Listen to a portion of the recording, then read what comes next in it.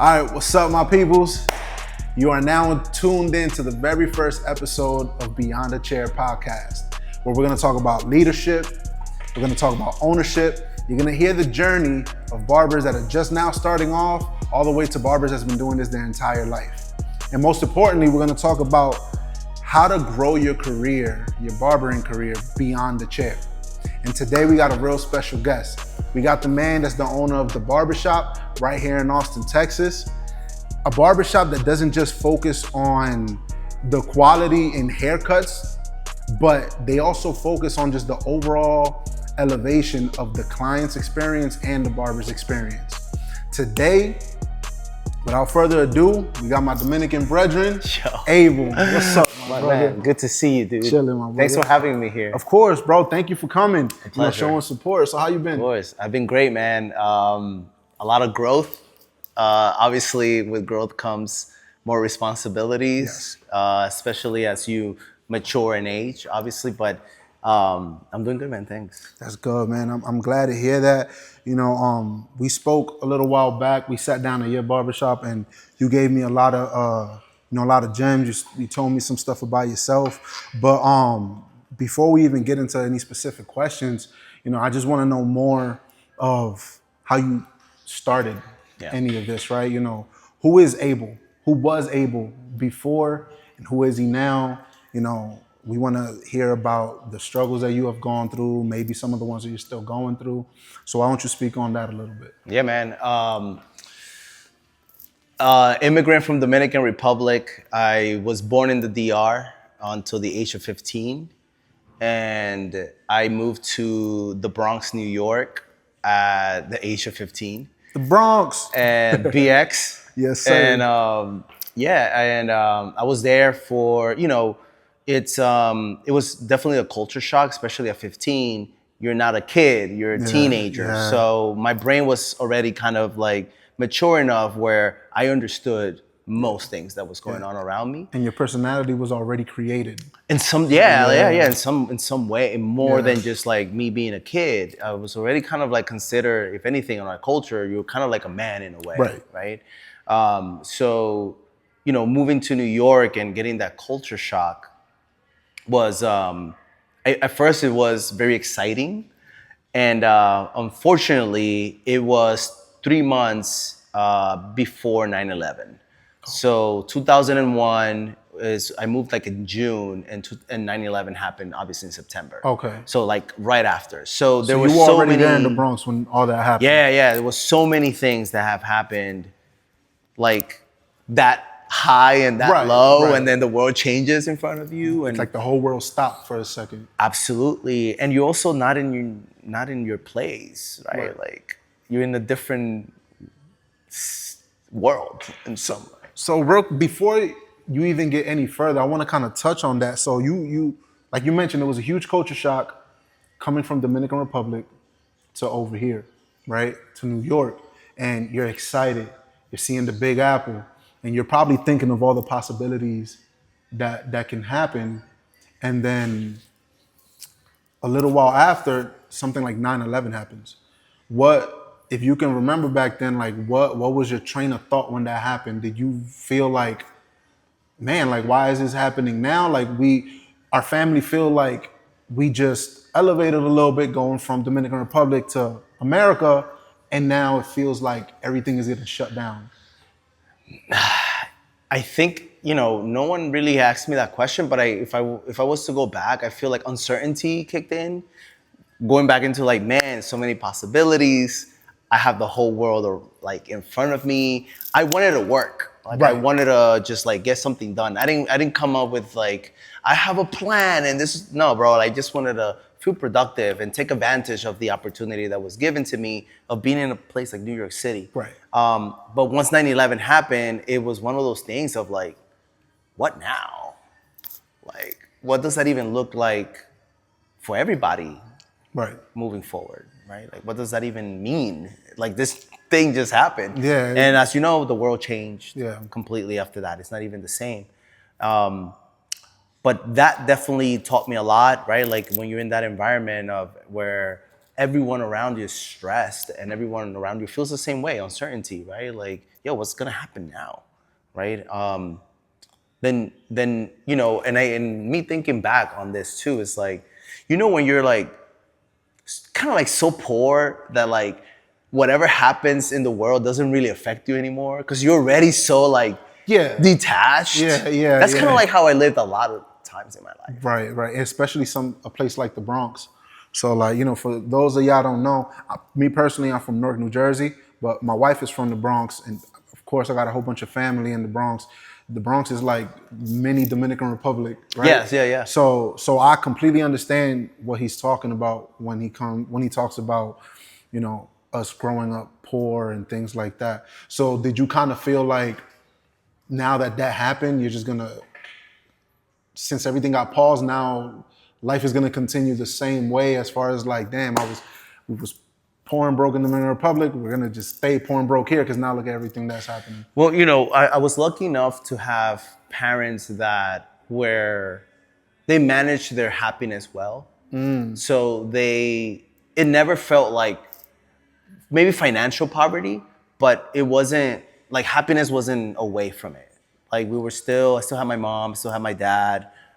They view the glass half full most of the time. A lot of times. Man, that's special because in the Dominican culture, they try to stay happy, but they're very emotional. So the fact that your parents were actually able to maintain that's really good. Man. Yeah, I wonder if it was just them coping, right? Like it could be in denial. In denial, it's like, hey, listen, we got to continue, right? Yeah. Like the alternative was either go back, which they didn't want to, or like suffer here, right? So, and I think that for them, it was a way for them to kind of like continue managing. That happened. I went to high school, continued going to school. Again, bro, like hanging out sometimes with the wrong crowd and, se te pega la cosa, like something gets to you without you even wanting to. Right.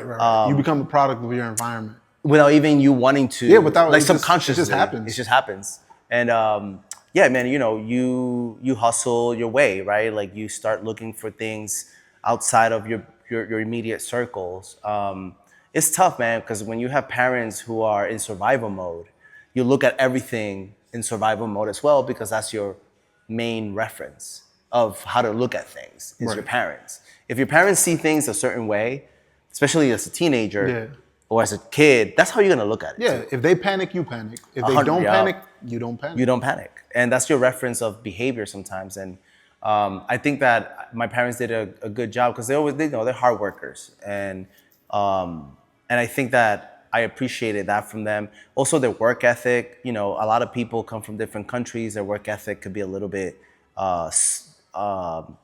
what can I say? Like, not aligned with certain. They're still running in back home time. Yeah. They still think you island time. You're still back in the island. You're still I'm like, back that's in the not. Island. You're not. No, man. And I think that, but one thing that I appreciated about them was that, man, they were always punctual. And I have this theory that, if you're able to control time, man, you able to just like do anything you want. That is 100% valid because I remember there was a lot of times, I'm still learning how to manage time, right? But there was a lot of times where like you'll see other people that does a million and one thing. And you always hear that same phrase, everybody has the same 24 hours. But sometimes I'm like, bro, I got 2 things to do today. And I feel like I never have enough time to complete both things. But yet you see other people that they do a million and one things in one day. And you're just like, how? Like, how do you have that control over time? So it's 100% true where you're saying that once you master that control of time, you can do a lot. You can do a lot. And I think also like everyone has a different reference of what time is. For some people, time has no urgency. For some people, there's urgency in time. Yeah. Right? Like, yo, I need to get this done. Maybe, right? So everyone has this internal, I guess, like internal clock that they follow. Yeah. Or ticks at a different speed, right? Some people, I think about when people are getting dressed to go to work. For me, it's like, I need to hurry up. Yeah. For some people, it's like, I got to try another outfit. Yeah. Right? And you're like, yo, but like, we're going to be late. So there's, right, this internal clock. But going back to the story, I think I learned that from my parents of being on time and being that work ethic, right? Show respect, really try to make sure that you don't get fired, right? None of those things. I remember my parents wanted me to go to school, go to college, and bro, I honestly didn't know what even a career was. I was so removed. I was in a different system, and I didn't have the people around me to show me like, yo, this is how it works. And my parents didn't know because they're immigrants as adults, right? So you was in that survival mode where it's just like, I just need to make it to tomorrow, right? You weren't really in that playing chess mentality yet. I didn't even know what a career was, bro. Exactly. Like I didn't, like a career, what is that, right? But my parents had a desire for me to do something, be productive, right? And as a parent should, they want you to be better than, do better than what they did. Yeah, and I gave it a shot. Took me a long time, for sure. But luckily, I have a degree in sociology, a bachelor's. Took me a long time to get there. I was working as a social worker at some point during my 20s. And I was working in that field for a while. But I always knew that I love building. I'll tie it in. In Dominican Republic, I built my bike that I had. You were real hands-on. Hands-on. Yeah. And I think that was my first product. I like to say my first product because it was one, I was very scrappy with the way that I obtained pieces. So I'll obtain pieces little by little of a bike. And anytime I had the money to buy the piece, I will buy it. Do it. Again, my parents didn't have it like that, right? Today you'd be like, yo, I want that bike, right? But you just buy it. You just buy it. But for me, I was building out of necessity. Right. So I remember building that product and piece by piece, and it was beautiful, man. It was like I got the like a chrome all-out color with chrome blue tints, like hints of it, right through the brakes, through the handbrakes too. I know you were excited. You was excited, bro, and it got stolen like 3 months later. Get out of here! Yeah, somebody stole it. Man, I'll be mad. Yeah, I was so upset. Shutting the whole city down. But even that process, I feel like gave me like my brain was excited for that, and I always wanted to. I think that was my first attempt to building something. And is that when you realize that you just really like doing things with your hand and kind of seeing a bunch of stuff that other people might see as nothing and turn it into something? Or did you just do it and then later down in life you realize, oh, I actually like doing this?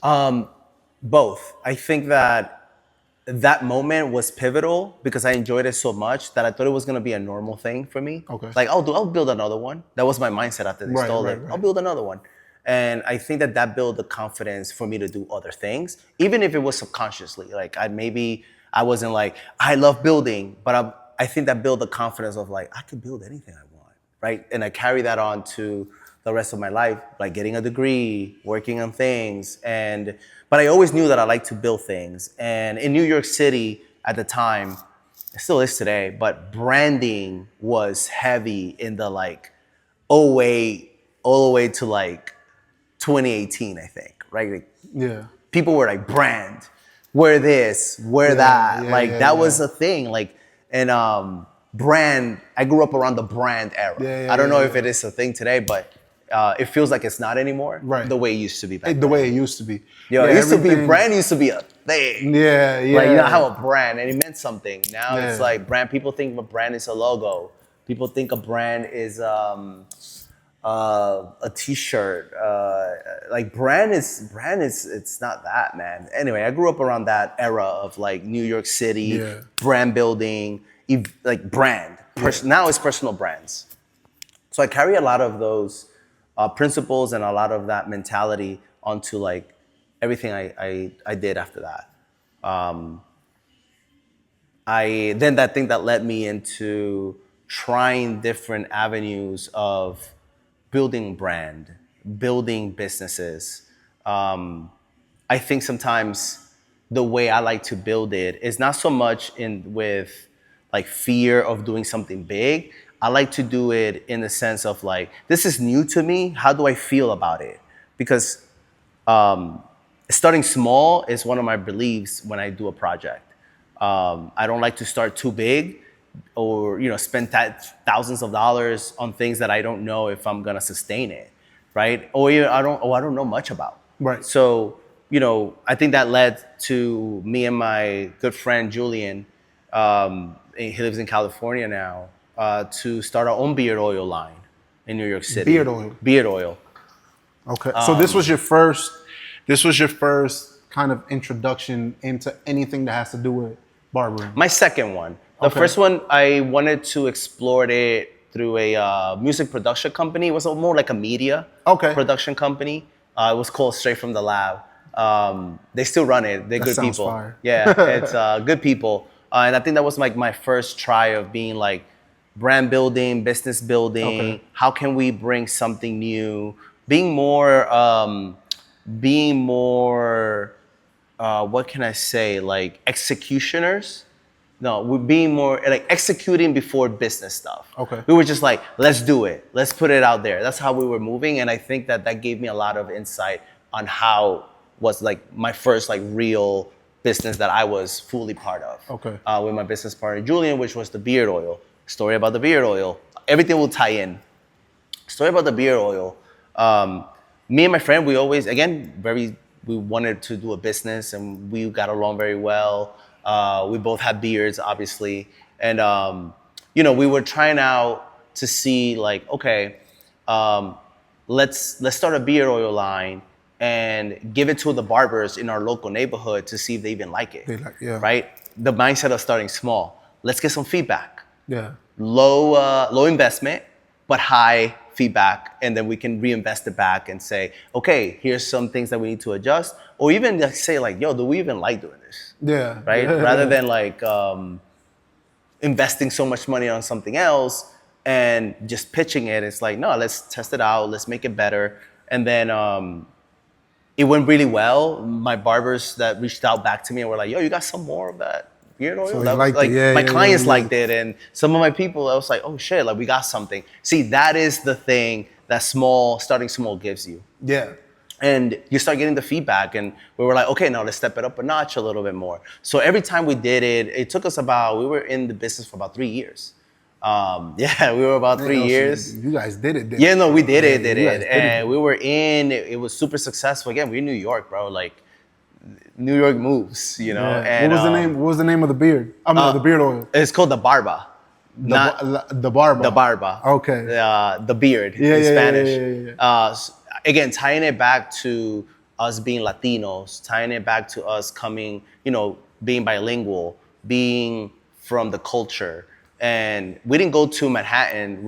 That was later on, but we started in our neighborhoods. Like, yo, what do you think? Especially, the Bronx, New York has a barbershop culture that I don't think people here in Texas even understand. Yeah, just literally a barbershop every 2 doors. Yo, every 2 doors.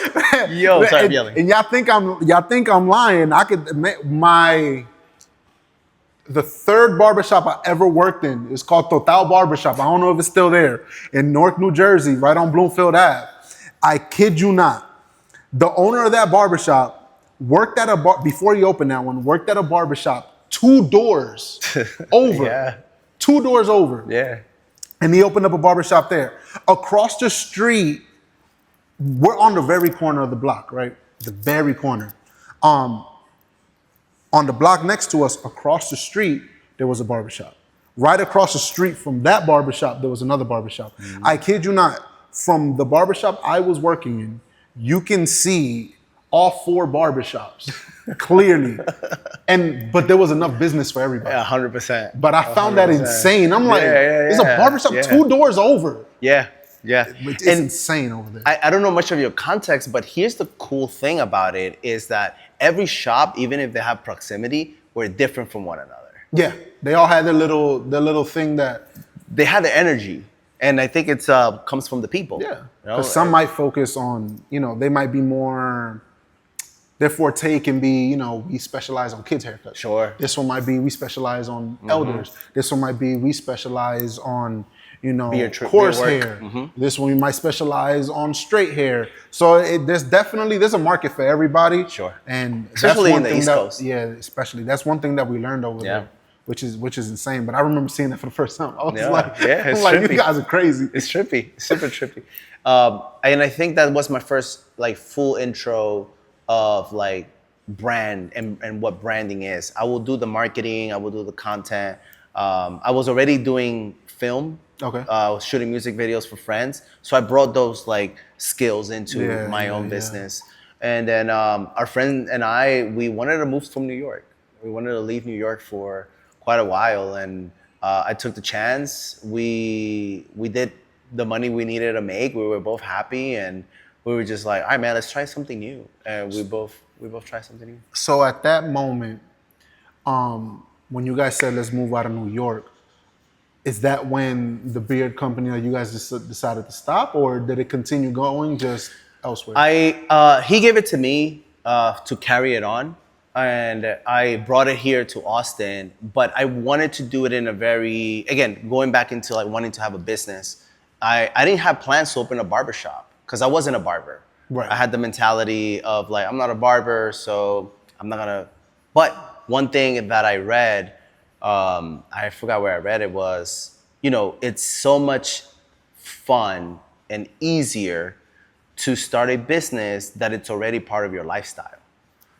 Going to barbershops in New York or in the East Coast is every 2-week thing. Yeah. It's religion. Sometimes it might That's be why those 4 barbershops were not beefing. Yeah, they were just like, yo, there's food for everybody here because it's part of the culture. So it was already part of my culture. I grew up Dominican. My mom a hairstylist, right? So the hair industry wasn't new to me. It was part of it. You know, whether I was a client, I already had the beard oil line. You were familiar to it. I was familiar with it. And so coming in here, I wanted to just like highlight the beard oil, and I wanted to get like a small space with curated products that people wanted to just hang out, and also have one barber chair with a mirror and just like have a barber there executing. So that was the original vision. That was the original vision. Well, you could have small retail, curated stuff. So just paint it one more time so people can understand. You wanted just you wanted to create a space. People just come, hang out, get some product, and then there's just one highlighted barber.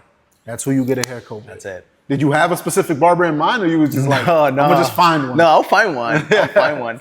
So not to backtrack a little bit, but you know, being somebody who moved from the East Coast over here, I'm just curious, what made you actually think like, I want to move out of New York? Because, you know, I'm not sure if this was your mindset, but me, I love New York. I love New Jersey. I love it over there.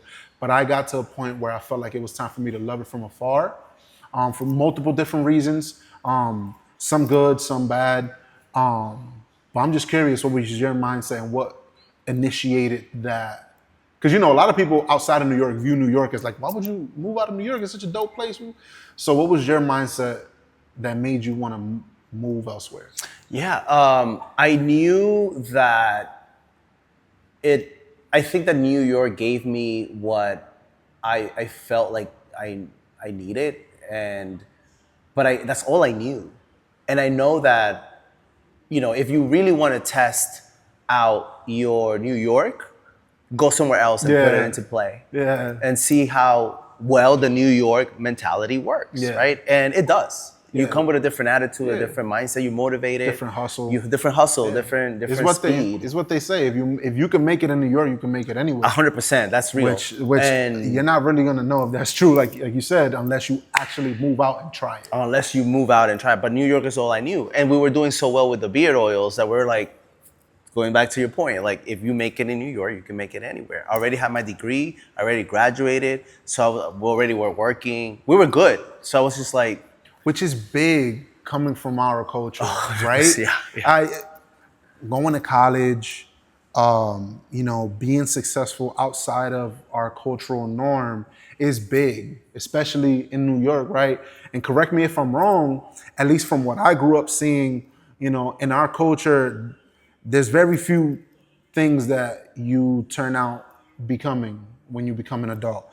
You either 9 times out of 10, you're always going to be stuck in the hood, right? Which a lot of the older Dominicans might see that as an upgrade because they came from a village in Dominican Republic, right? Gotcha. So they don't really care about. They can become comfortable. They don't want to. They don't really care about fully expanding, you know, and taking advantage of the full potential, right? But you can either stay working a factory job your whole life, even being a barber. I met a lot of Dominicans that they're just fully content, just cutting hair, charging $15 a haircut and not reporting everything they make to the IRS, so they stay stuck in this one place. Or you go to the darker side where you become, like we mentioned earlier, a product of your environment. You start selling drugs, joining gangs. That's our cultural norm when you go from Dominican Republic to, let's say, New York. Yeah. So it's really going against the grain. And this is also speaking from personal experience. It's really going against the grain when you say, no, I'm gonna do something completely different. I'm gonna go to Texas. Yeah. Right? I remember I told my mother I'm moving to Texas. My mom was like, Texas? To what? I'm like, for what? I'm like, Ma, what do you know about Texas? She was like, nothing. That's the point. I was like, and that's my point. Yeah. I'm like, Ma, we're so stuck. I'm so grateful for what the opportunities my mom gave me by moving to New York or to New Jersey, and just thugging it out the best way that she could. Yeah. But I was like, Ma, there's more out there, right? Yeah. We were blessed to come up in an era with better technology, and we're now more exposed. We got social media. We're seeing what's out there. We're not just hearing about it. So now we're saying, I'm gonna take that leap, but it's scary because you don't really know what's out there. You don't really know. You just got to trust yourself. You know, trust yourself. I think that most people are more powerful than they think they are, in terms of wanting to achieve their goals. I think that also part of the thing that I feel that sometimes we forget is that no one becomes successful alone. Right. Even my move here, I didn't do it alone. And what I mean by that is I had my mom's support over the phone. I had my dad's support, my sisters, right? They'll call me, yo, ¿cómo tú estás? Dime, what's happening? Yeah. Update me. Like, also, they helped me so much throughout my life for me to even make the move out here. Right. So you add all those elements. I didn't do it alone. Everyone that I know played a role into it. Even the people who didn't agree with me. Right. Even if they weren't physically there. Even if they weren't physically there, yeah. You're not alone. Which is a beautiful thing. You know, unfortunately, not everybody has that, right? But with everything that you said and with what I mentioned about our cultural norm, and like I said, going to college, having a business, you know, getting your degree, not just going to college, but actually completing, that itself in our culture is huge. Yeah. So it speaks a lot on what you mentioned earlier, your New York mentality when you said, I want a bigger challenge. Yeah. I want a challenge. I already succeeded over here with what I wanted. I want to push it further now. Yeah. So that speaks a lot on your New York mentality. Yeah. Because now I'm telling you, some of the things that my mom be seeing that I might have or doing, my mom thinks I'm the wealthiest person. I'm like, Mom, I'm not. No, I feel you. I'm not, but you know, but that's great, man. So was Texas the first place you moved to after you moved to New York? So Austin was the first city that I came to. I didn't have bro, if you were to tell me why Austin, I'll be like, I don't know. I just picked it. You just did. It just sounded cool, fit more of the pace that I was looking for. Did you know somebody over here? No, I didn't know nobody, man. So how did you hear about like Austin? I did my own research. Okay. Right? Like I did my own research. I was like, well, Austin sounds cool. If I don't like it, I'll move somewhere else. Yeah. It was just me. Yeah, you're not tied down. I'm not tied down to this. Or something, yeah. I don't have a kid. I don't have right like that. So for me, it was just like, if I don't like Austin, I'll just move. How old were you when you moved over here? I was 30. 30. Okay. I was 30 years old. I'm 40 years old. Okay. I'll be 40 by that time. So 10 years ago. 10 years ago. Okay. And you know, I was working. Then I was working in tech, but doing work and all my jobs, I was also always sketching out my goal of the barbershop. So the business idea turned out to be I still have those sketches too, from just having one barber in a curated space to now having 7 chairs over time. And but yeah, I remember working in tech. I was a product manager for a while. I did everything, man. And now I'm a barber now as well. Yeah. So Bet. and I opened up the shop in the middle of work and everything. So, so you moved.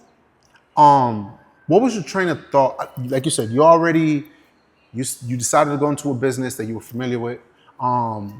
But was that your initial thought? What I mean by that is you moved to Texas, you're here, you're thinking about what's my next business move.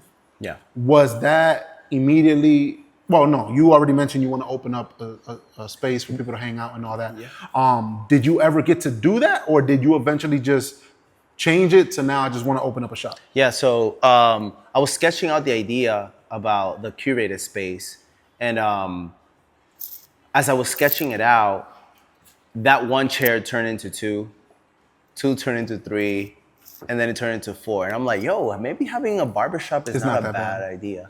What caused that? What made you go, okay, one chair, 2 chairs, 3 chairs? What made that change? Let me think about that time when I was sketching it. I think I was just like, again, going back to me being a consumer of brand. I felt like at the shops that I was coming here to Austin, they weren't giving me the thing that I was looking for, which is like the New York that New York feel, space and feel. Yeah, the and barbershop also like culture over here is definitely different. It's very different. I wasn't getting that, but I was like, I need to create that, but not the New York way either. How do I create something that is like forward in a sense, right? You want to take the foundation of what the barbershop culture is over there, but now take it to the next level. Or a different level. Yeah. But what does that look like for me, right? What does that look like for the people that I may future work in? But I think that was part of, like, again, growing up around brands and growing up around consumerism in some way. I was like, man, like if I can get 4 barbers, still have the curated stuff there, and have something small where I can learn the business a little bit more, brand it properly, really create doing the things that most barbers don't do. And how do I create that? And how do I help barbers through that process become successful at the same time? And I did. I have a few barbers that are very successful coming out of my shop. So from that original idea of one chair, people can buy their products, just hang out, a dope spot. From that initial thought, things were changed, ideas, started coming into your head. From that, the barbershop was born. Yeah. You started off with that, and then the barbershop was born. It was born, and I think that obviously it goes back to one of those things of commitment.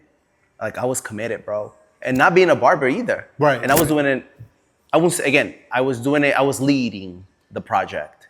I had support, people being like, "Yo, dime, I love it. Keep doing your thing," right? But I was leading it, and that's a lot of responsibility. And I was working at the same time. Okay. What were you working at? I was in tech. You was in tech. Okay. Mm-hmm. I was in tech. So you got your degree, and you only did that for a little bit, right? And then you just decided to go into just entrepreneurship. Go into entrepreneurship while still working. Okay. Because obviously you still got to make money. Yeah, and I needed to fund my idea.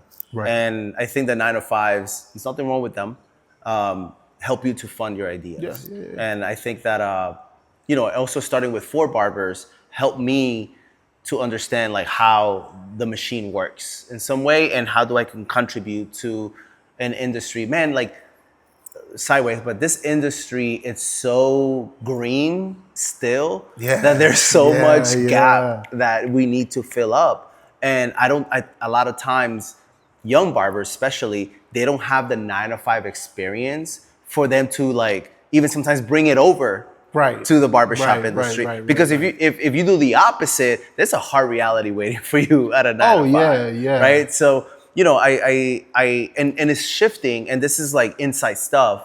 A lot of people are leaving the corporate world and they want to be in a creative space. Barbering is one of them. Yeah. And these people are bringing sales knowledge. Those people are bringing design knowledge. The industry's about to get it's super interesting, man, in the next 5 years. Oh, and crazy. It already is. Yeah, I'll be showing people sometimes what the barber industry is already. Yeah. And insane. Like they immediately like, bro, I did not know that the barber industry was like this. Yeah. They just thought it was still just a barbershop, right? Which is insane. I'm excited for it. I know you're excited for it, but I lost my train of thought a little bit. But you good? You mentioned how. Dang, I lost it. Oh, good. I'll bring it back. One of the things that excite me the most is that we're going to have a wave of young people, also a wave of mature people with experiences from the past that are going to be implemented in our industry, that I hope that we get the best of that. I think that there's freedom in the industry, but you got to put in the work no matter what. Which you brought it back. I know. Thank you. I know exactly what I was gonna say. So I actually tell people this all the time, that barbering is so much more than just cutting hair. Yeah. Especially now. There was a point where barbering was just how good can you give a haircut. Sure. But once people started realizing, the potential there is in barbering, not just with the money, but with the freedom and the creativity and everything. There's so many barbers now. If I'm not mistaken, right now, barbering is the #1 growing trade right now. The fastest growing trade right now. And it's no longer enough to cut hair well, to give a good haircut. So now barbering went from barbering to ultimately it is sales. You gotta sell yourself, right? Some of y'all gonna take that out of context. You know what I'm talking about. That's not what I'm saying. But you have to sell yourself, because I can cut hair good, but so can he, so can he, so can he, so can he. What is gonna make a client come to me? Yeah. And for those that have 9 to 5 experience, especially in something like sales or something, they can easily do that, right? Okay, I need to make sure the client likes me. Right? Not just the haircut. I need to make sure they get a good experience, not just with the conversation, but with how I cut their hair, what I offer them. Do I give them a water? Like simple stuff like that, right? Which, how you said, for those that didn't have the 9 to 5 experience and went from high school to straight barbering, it's a little rough for them at first, because they don't understand the work ethic. They don't understand that when you're first starting off, you have to give yourself a schedule. Yes, barbering can be have a lot of freedom. You can go eat when you want. You can technically come into the shop whenever you want, leave whenever you want. But at the same time, when you don't have clientele, you don't have that experience, you don't have the footwork, you have to tell yourself, okay, well, I have to treat it like a 9 to 5. I agree with you 100%. I will even say that when you have full books, that's when you have to work the hardest. Oh yeah, of course. Because you got to keep it like that. You have to keep it like that. And I think that, there's this term that I heard a long time ago that says, just when you think you're winning is when you got to punch the hardest. Oh, yeah. And it's like when you go to the gym. When you feel the burn, that's when you got to keep going. That's where you got to keep it. And then most people, what happens is like, oh, my books are full. Let me just coast now. It's like, no, man, this is where you got to They get comfortable. They start rejecting clients. Yeah. They start raising their prices. The diva mode kicks in. Yeah. Which is okay to raise your prices as long as you do it strategically. Of course. But they start not showing up on clients, and because they think, oh, it's whatever, somebody else will book. Of course. But that's how you end up falling back.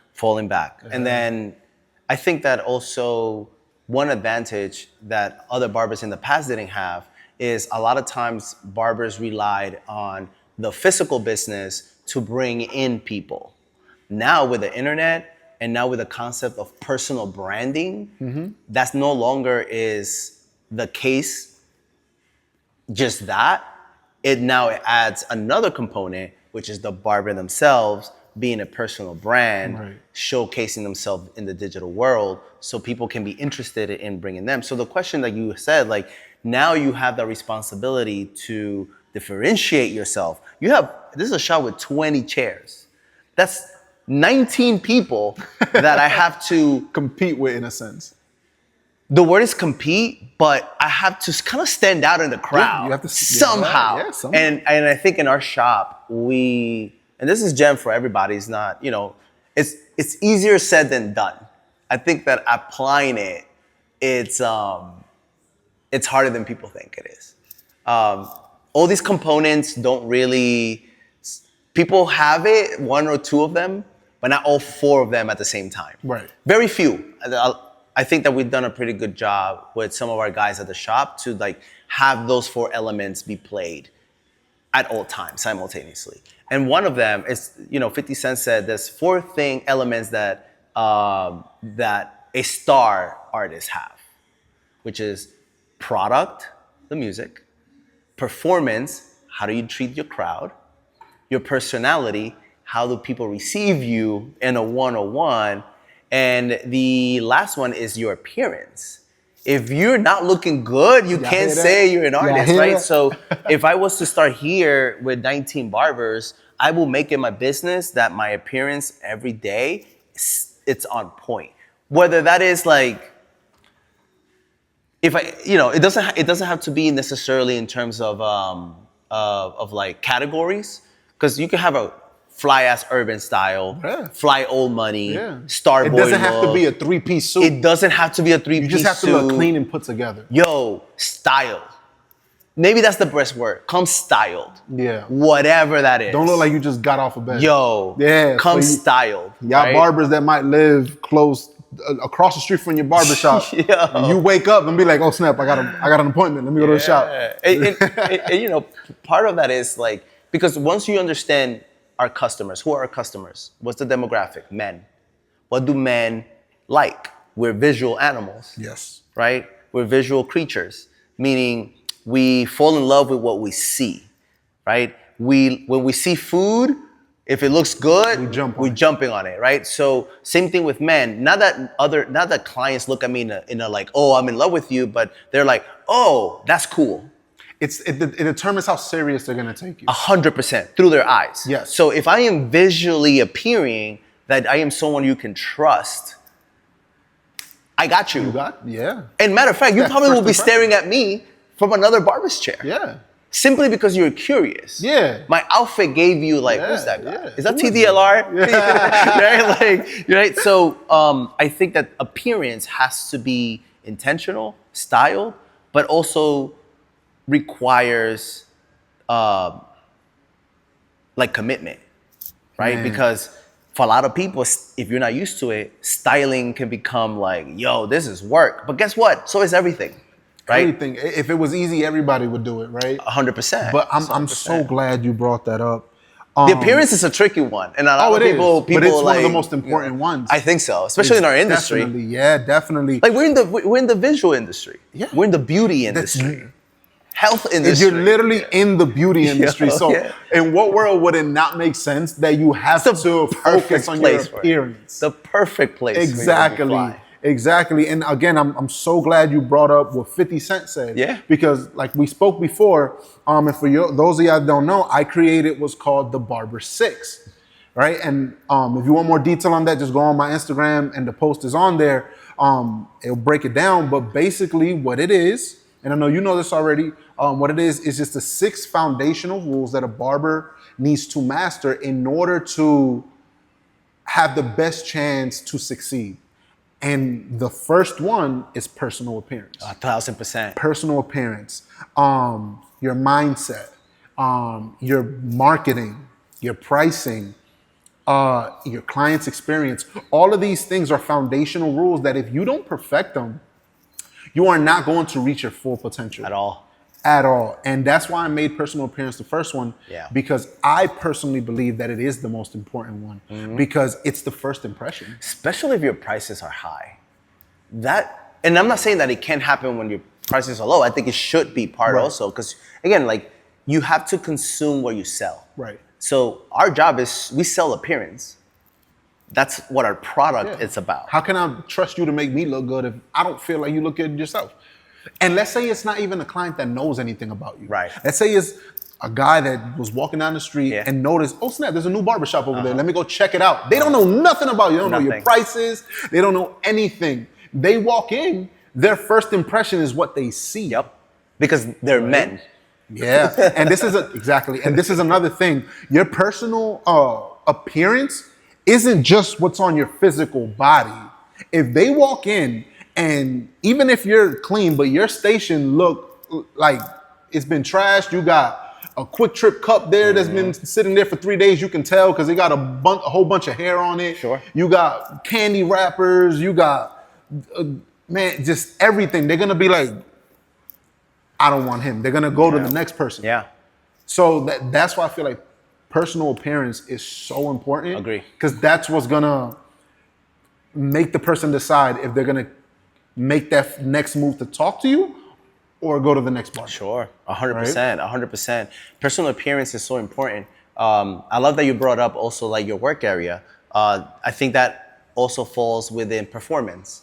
How do you present your product to the world? Because this is also part of your product, right? How do you present as an artist, let's say, not only is my appearance good, but my performance is good. I shake your hand. I look at you in the eyes. I smile. I ask you questions that are not just like how your day is. I actually ask you questions that make you think, right? And be like, why did he ask me where was I in 9/11?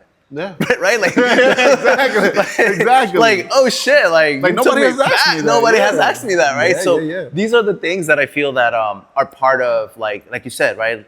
The appearance, the performance, like I'm performing. I am, if you go to a Broadway show or any theater show, look how the main character behaves. He's performing, but everybody at the end gives him a standing ovation. And I'm just using that as a parallel. Right, sometimes it's not about like, oh, I'm not gonna be fake. It's like, you're not anything yet. You're not even fake. Exactly. Because if you are who you are, performance wouldn't be an issue. You would just enhance what you already have. Exactly. Right? Because at the end of the day, we're dealing with, I think that, and I'm taking it like from inside out again, I think that part of the reason why a lot of barbers have a very difficult time is that they put money first. Yes. Because everything that you and I are saying has nothing to do with receiving money. At all. It has everything to do with investing. Yeah, they think, let me get the money first and then I'll invest. No, you're not gonna get the money that way. And, of course. And unfortunately, we also live in an age where people have that fuck it mentality. Yeah, or I don't care. Which at a certain, to a certain extent, that's good because you shouldn't focus so much. It'll drive you crazy if you focus too much on everything, right?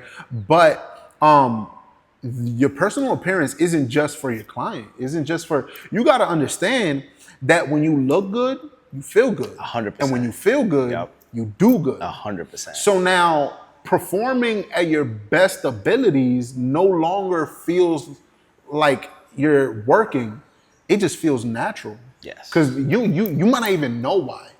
You put on a new outfit, like I said, you said, it doesn't have to be a three-piece suit. It could be an urban. Doesn't matter what the style is, but it's nice, it's clean. You feel good. You feel good about yourself. Put together. You just look at yourself in the mirror in the morning. You're like, damn, I feel good. I'm like, we about to go make some money today. Yeah. So now you feel good. Now you look good. You went from looking good to feeling good. Now you start feeling, man, I'm going through these haircuts like nothing. I'm having organic conversations. They don't feel forced. I don't have to start off with, how was your day? You're in the flow state. Yeah, you're fully locked in. And you might not even realize why. And it can start off with something as simple as all you did was make sure that you look put together. That's it. It's so crazy. And I talk to my barbers about this all the time. Because matter of fact, we might even say that. I was gonna say if I hire you, but we don't even have to work together. If I see what you're doing and I can advise you on how to do it better based off of experience, I'm gonna do it because I'm not a gatekeeper. I want everybody to succeed. There's enough business for everybody. The same reason as to why in the East Coast there's barbershops everywhere, because there's enough food for everybody. I want everybody to succeed. I tell my barbers all the time, I'm like, look, this isn't to come for you. This isn't to judge you or anything, but there's certain things that you might be doing that could be affecting why you've been working here for almost a year and you're still relying on walk-ins, right? And I hope you don't hate me for this, but my friend Bobby, he works right here in the 3rd station. He used to come in with Crocs all the time, right? And I didn't know how to. He's the first person I told them about like the Crocs, but I didn't know how to do it without offending him. So I just simply started recording videos, giving people general advice, and one of them was the appearance. And I mentioned Crocs. So the next day I came in, he was like, "Hey, I'm not gonna lie, low key, when I saw that video, I thought you was talking about me." I'm like, I laughed, but I looked at him like, if the Croc fit, then wear it, bro. I was like, look, I ain't gonna lie. You're a good barber. Yeah. You're a good dude. I'm saying a God-fearing man. Like, there should be no reason as to why you're still relying on walk-ins. And he was like, yeah, but he worked 7 days. I'm like, bro, it's not how much you work, it's not how good your haircut. Believe it or not, there's certain things. I mentioned that Croc thing, and we're laughing about it, but that's something that, try coming in with just some sneakers and watch how things happen. And I'm not by all means trying to take his work credit, but I can even ask him. He started not wearing Crocs. I told him, you don't got to work 7 days. Trust me, you need to give yourself a break. Now you're gonna burn out. He started working 5 days, and the other day he literally told me, bro, I feel like I'm getting booked out now. And I'm like, bro, these little things, believe it or not, makes a huge difference. It's the little things. Huge difference. 1,000%. And appearance is also, I guess we also come from a place where the barbershops and the barbers were the first fly people that you bump into. I remember that all my barbers that I would go to all my friends that were barber were always fly. Yeah, their cars, everything. Chains and shit. Like, yo, estos tigres, like crazy. And for me, I think that representation, because they were right. We sell confidence, we sell image, we transform people the way they look and feel, but you got to transform yourself first, so you can understand what that client is going through, right? It's one thing because we get haircuts, we see it every day, but what is your transformation as a barber? You transform people, but what is your transformation for you? What does that look like? Not a haircut, because you get to get it for free all the time. Exactly. But what is your transformation? Exactly. What is your transformation moment? And sometimes it could be going through those 6 steps, or even going through the 4 elements that we play, like your appearance. Sometimes it's just, I'm gonna try something new today. Yeah. Right? And I think that, so appearance is one of them. I wanna also highlight for you, for us, product, it's another thing. And I know we comparing the parallels of what 50 Cent said, right? Like appearance, product, personality, and performance. We touched a little bit on performance. Performance also means how do you take care of your coworkers? Oh, yeah. Performance means how do you communicate with your clients? You already got the client looking at you like, you look good. Yeah. But now, what else? What's the vibe now? What's the vibe that you're going to create for me, right? Is your station clean, like you said? Are you having good vibes with the person next to you? Are you cleaning up after you were done? Right? Are you taking off the garbage? Are you using the hot towels? Is everything clean? Are you sanitizing? Are you sanitizing? Yeah. All of that is performance, right? Again, what are we presenting that? Yeah, exactly. Right? And the crazy part is clients won't tell you none of this. No, and they don't owe you that. They don't. They don't owe you that. It'll be as simple. They don't need They to. can come in, they can get a haircut, they can tip you, they'll leave, and you'll never see them again. And you will wonder why. You'll be like, man, whatever happened to that client? I haven't seen him in a while. And I'm like, because he's been noticing you don't clean your clippers before you cut them. He notices him and the barber next to him always got tension. He notices his station's always You're ready, late. Man. You're late, right? Man, these are all things that they notice and they will never tell you. It's very few clients that'll tell you, and they'll tell you by leaving you a bad review. Yes, and the reason why they also won't tell you is because in their head, you should know that. Yeah, you should know that. And they could just find somebody else.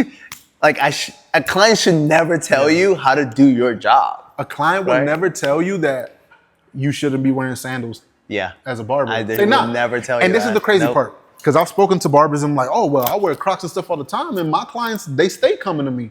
I'm like, okay, they stay coming to you. That's fine. But guess what? The day you decide to leave this barbershop to go somewhere else, they've already created a routine to come to this shop.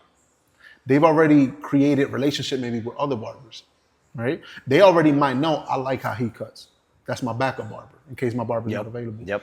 The minute that you're no longer available and you leave, they're not following you. No, bro. Why? Because you didn't make them comfortable enough to stick with you. Yeah. They're like, I like how you cut hair. It doesn't look like you take this that serious, but you cut my hair good. So as long as you're here, I'm gonna get my hair. And you're also cheap. And you're cheap. Exactly. But the minute you leave, they're not following you. Yep. But if you tackle those 6 fundamental rules that I said and you master it, those clients are gonna feel tied to you. Yeah. The only way they won't follow you is if you physically move somewhere that they can't go. Yeah. But besides that, bro, I had a client in Jersey where he was getting a haircut maybe for 2 years and moved to Maine. And he would, once a month, would come to New Jersey to visit family, some business and all that stuff. He wouldn't get a haircut until he flew into New Jersey. Mm-hmm. He was like, I refuse to get a haircut with anybody else. Yeah. And that's not because my haircuts were the best in the world. There's plenty of times where I feel like other barbers are better than me. Yeah. And I'm just like, bro, that comes from everything else. The experience, the connection that you gave to this client. They no longer feel like a transaction. They no longer feel like a client. They feel like, that's my dude. That's my man. That's my brother. That's always been the plot of the barber industry. The barber industry, it's not about just making money and haircuts. It's about how can we create a brotherhood? How can we create a friendship out of this? Yeah. Bro, like you said, I can find the same product and the same haircut everywhere in the world. Yeah, anywhere. Because the United States is not the only place that cuts hair. Exactly. Everywhere in the world. So your talent or your product, it's not scarce. It's not. At all. It's actually like in abundance nowadays more than ever. Yeah. And it's fine if a young man is cutting at $35. It's just a matter of time before he get just as good as you. Yeah. Right? So it's not like unique anymore, right? It's now about those 6 things that you're talking about. So right? Would you say that the talent no longer is the haircut? The talent is the barber as far as what you're offering besides the physical haircut? So I think that in the past, the haircut, I think some barbers think that the haircut is the number one thing that needs to be on point. And I feel like at one point it was. 100% it was at one point. They still think it is, right? They still think that it's, hey, if my fades are good, that's all they care. Yeah. Yes, until they meet someone like you and I. Yeah. Right? So I think that it used to be number one at some point, and for some people it still is. But I really think that now has gone to number maybe like 3 or 4 in terms of placement or your 6 rules. Mm-hmm. Like, I don't think it's priority for a lot of clients. It's not. Now, I think that here we go into products, right? The 4 elements, at least for me: appearance, personality, performance, and product, right? So the product part, the product is the haircut, right? The product is the love and the attention that you put into that product. It's not just like mindlessly cutting hair. It's, man, this client's in front of me. This is a project that I have to deliver, and I have to get it done well. He just told me he got a job interview tomorrow. He just told me he's getting married. He just told me my son's graduating tomorrow. I need to make sure that this fits what he needs it to be. 100%. And that comes with skill development, right? Developing when you have a client that is like, hey, I have this job interview, the fade ain't gonna do it. You think you could give me a scissor cut? And if you're not experienced with scissors, what are you gonna do, right? And I think this is where skill development come in. Yeah. And I don't blame people for not developing their skills. Bro, I have skill development, but I'm obsessed with skill development because I want to do good. You should always want to be better. 100%. Yo, like I think this is just a problem in general for most barber schools, is that most of these young kids, they want to make money. We're going back to the money part, right? They just want to make money, and if most people want fades, that's all they want. That's cool. But imagine that you're someone that can do fades. You can use the clipper, you can use the trimmer, but you also can do scissor work. You can do scissor work. Yeah. That's a very, bro, again, what are the things that are gonna make me stand out from these 19 guys here? Bro, me just being with my scissor in my hand tells you already, right? Like, I'll even go deeper. And I don't know, maybe I like to be that type of person. Like, I don't care. Like, I like to send a message like I am a competitor in some way. I'll bring my mannequin. I'll stand right there in the middle, wherever I get the space, and I'll start practicing my shear work. That's good. In front of all of them. More than welcome to join. But just, I'm really sending a message of like, yo, like I'm prepared, I'm developing. Yeah. And that doesn't take away from me being a good cutting hair with a clipper. It doesn't take away from me to using anything else. It's just another weapon. It just shows your desire of growth. Yo. Because nowadays, again, the 2 a.m. haircuts, right? Yeah, bro, because nowadays you walk into a barbershop and the barber will just be, for hours, been sitting down on his phone. Yeah. And not even because you could be on your phone and let's say you're watching videos on how to, perfect your scissor work and things like that. But no, they're just scrolling through Instagram and all that. And then they wonder why, oh, it's slow. Oh, it's this. And I'm like, bro, that work ethic that we spoke about before. Like, bro, everything that you do impacts this moment. The energy you put out is the energy you're going to receive. 1,000%. If you're putting out lazy energy, I'm going to just scroll through my phone. And I don't think we're saying also like work on mannequins every day. Oh, no. We're saying it's like, man, maybe like every 3 weeks. Yeah. Every 2 weeks. Or like go with the rule of like at least one. I need to try to learn one thing a day, and that doesn't even mean like you gotta go through I gotta perfect shear work in one day. No. No, it's more like, let's say, bro, I like how I fade, holding a comb. I like how I fade, but I feel like I take too long. Let me see if there's another technique out there that I might try. Sure. You can watch a 2-minute video on, you fade, this way, try fading this way. That's one thing I learned today. I ain't even got to do nothing else. At least try to learn one thing every day. Just to see, like, you don't have to do this whole thing, right? But a lot of barbers don't even want to do that. But here's the thing. I think everything that you and I believe and the things that you and I do, it requires investment, man.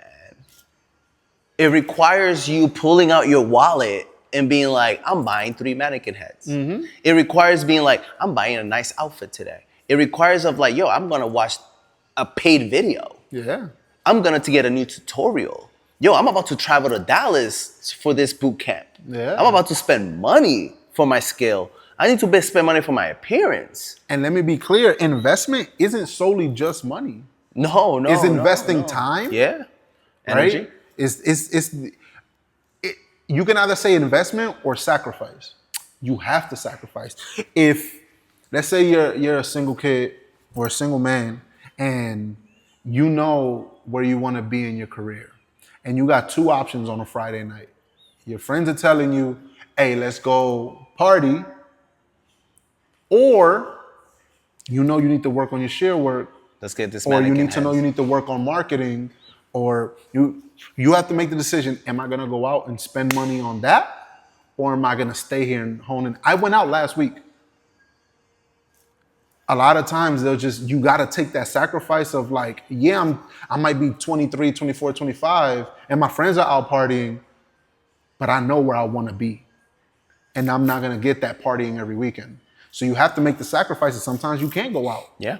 Sometimes you gotta wake up at 5 a.m. Skip a weekend. Yeah, skip a weekend. Yeah, sometimes. Yeah, sometimes exactly. Sometimes it's all these sacrifices you gotta make, man. Yeah. Sometimes, man, instead of just sitting in my house in the weekend, I'm gonna go to this barber expo. And because they got these seminars. They got, there's one dude, I really like how he cut hair. He's gonna be speaking. A showcase. Let me go I'm not gonna be able to rest this weekend, but I'm gonna take that sacrifice because you want that development. And this is why they talk about the 3% barbers. Those are the ones that are not booked out. I'm not talking about the booked out barbers. Anyone could be booked out, bro. Yeah, anybody. We're talking about barbers that no matter where they go, they will always thrive. They're set, no matter what. That's just a phone call. All they got to do is put a post on social media. Hey guys, I'm moving to Arizona, exactly. I'm moving to Arizona. Next thing you know, his books in Arizona are full. Yeah. And that's another thing. Or even people being like, "Come work with me." Yeah. Come work with my shop. Hey, I heard you moving to Arizona. I got a spot available, bro. And that also comes with, you know, like we mentioned, so many people are going to barber school now because they know how much money you can make as a barber. And they're seeing on social media, man, this dude charging $100, $200. And they think they can do that straight out of barber school. And I'm like, what you don't understand is all the sacrifices and investment that this man did. Yeah. The amount of years he's been working. You seeing that he's charging $250 now, but you didn't see when he was cutting hair out of a basement, charging $5, $10. You ain't see when he was using Walmart clippers because he couldn't afford anything else. You didn't see when he was messing people's lines up because they ain't really know what to do. They didn't go to barber school to learn this. They learned this the hard way. You don't see that, but you see that now they're charging $250. But you don't realize that you got to make these sacrifices. You got to work. It's not going to just come to you. No, not at all. And I think that, especially young impressionable kids, like they're young, they have the desire to be successful at a young age. Like the sooner I become successful, the harder I will flex. That's the mentality. And because they think of the money first. They think of the money first. And you know what's also part of that, man, is that it hurts our industry because people still see barbering as like non-technical. Yeah. People still see it as like it's not really a talent. It's not really a thing. Yeah. And I think that people like you and I, we make it our business through like hard work, through consistency, through fucking, can I curse? Yeah. Through, sacrifices and investment that, this is a serious thing, just as serious as any other career out there. You know what I mean? And this is coming from someone who had multiple careers.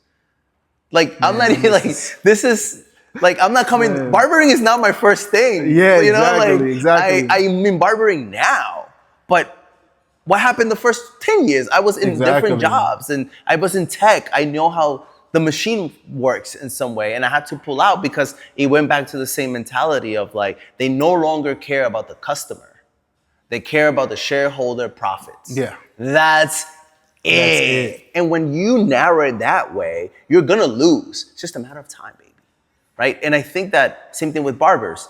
If you only think about profit, it's just a matter of time before that ego collapses. Yeah. And it's going to hit you hard. So here's what I say, right? Because when you invest, Kilo, and you make sacrifices, you take care of it.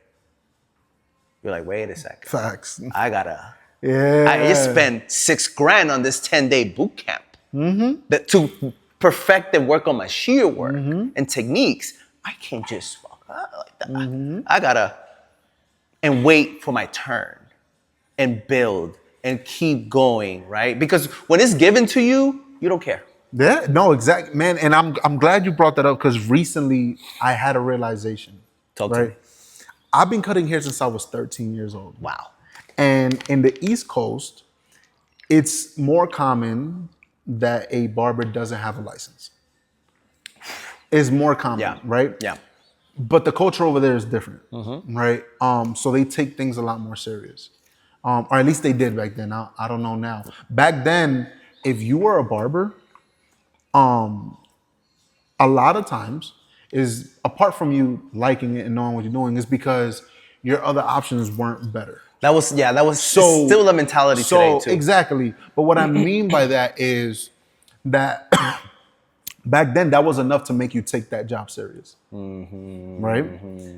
But nowadays, and I didn't learn this until I became a manager of the shop. I always was not against, but I never cared about going to barber school. Because of the era of barbering that I came from, I'm like, nobody went to barber school. And if you did go to barber school, all of us that didn't, was a way better barber than you were. You was coming out of barber school chopping people up. Well, back then it wasn't really barber school, it was cosmetology, right? Barber school is still fairly new. If you went to cosmetology school, you were still messing people's haircuts up. So we was like, I'm gonna go spend $30,000 to not even learn how to cut hair. So I never really viewed the importance, and I never like I said, until recently, I still didn't understand. I'm like, why is it a requirement? I'm like, bro, I've been cutting hair for so long and I'm great at it. Sure. What am I gonna go to barber school to learn? And not that I'm not saying that I can't get better at anything, but what am I gonna learn? And this is the realization that I had. Talk to me, because I know, I feel you. I want to share my thoughts on that too. This is the realization that I have. It's not about if you go to barber school, you're a better barber. It's not that if you go to barber school, you're more legit in a sense. It's because you took the time to invest that money and time to complete those 1,000 hours. You spent $10,000, $15,000 to go to that barber school and you stuck with it. That right there shows me how serious you take this job. Me hiring barbers is what allowed me to see that, because I would hire barbers that don't have license and I would hire barbers that do have license. And a lot of times I would have issues mainly with the barbers that don't have licenses.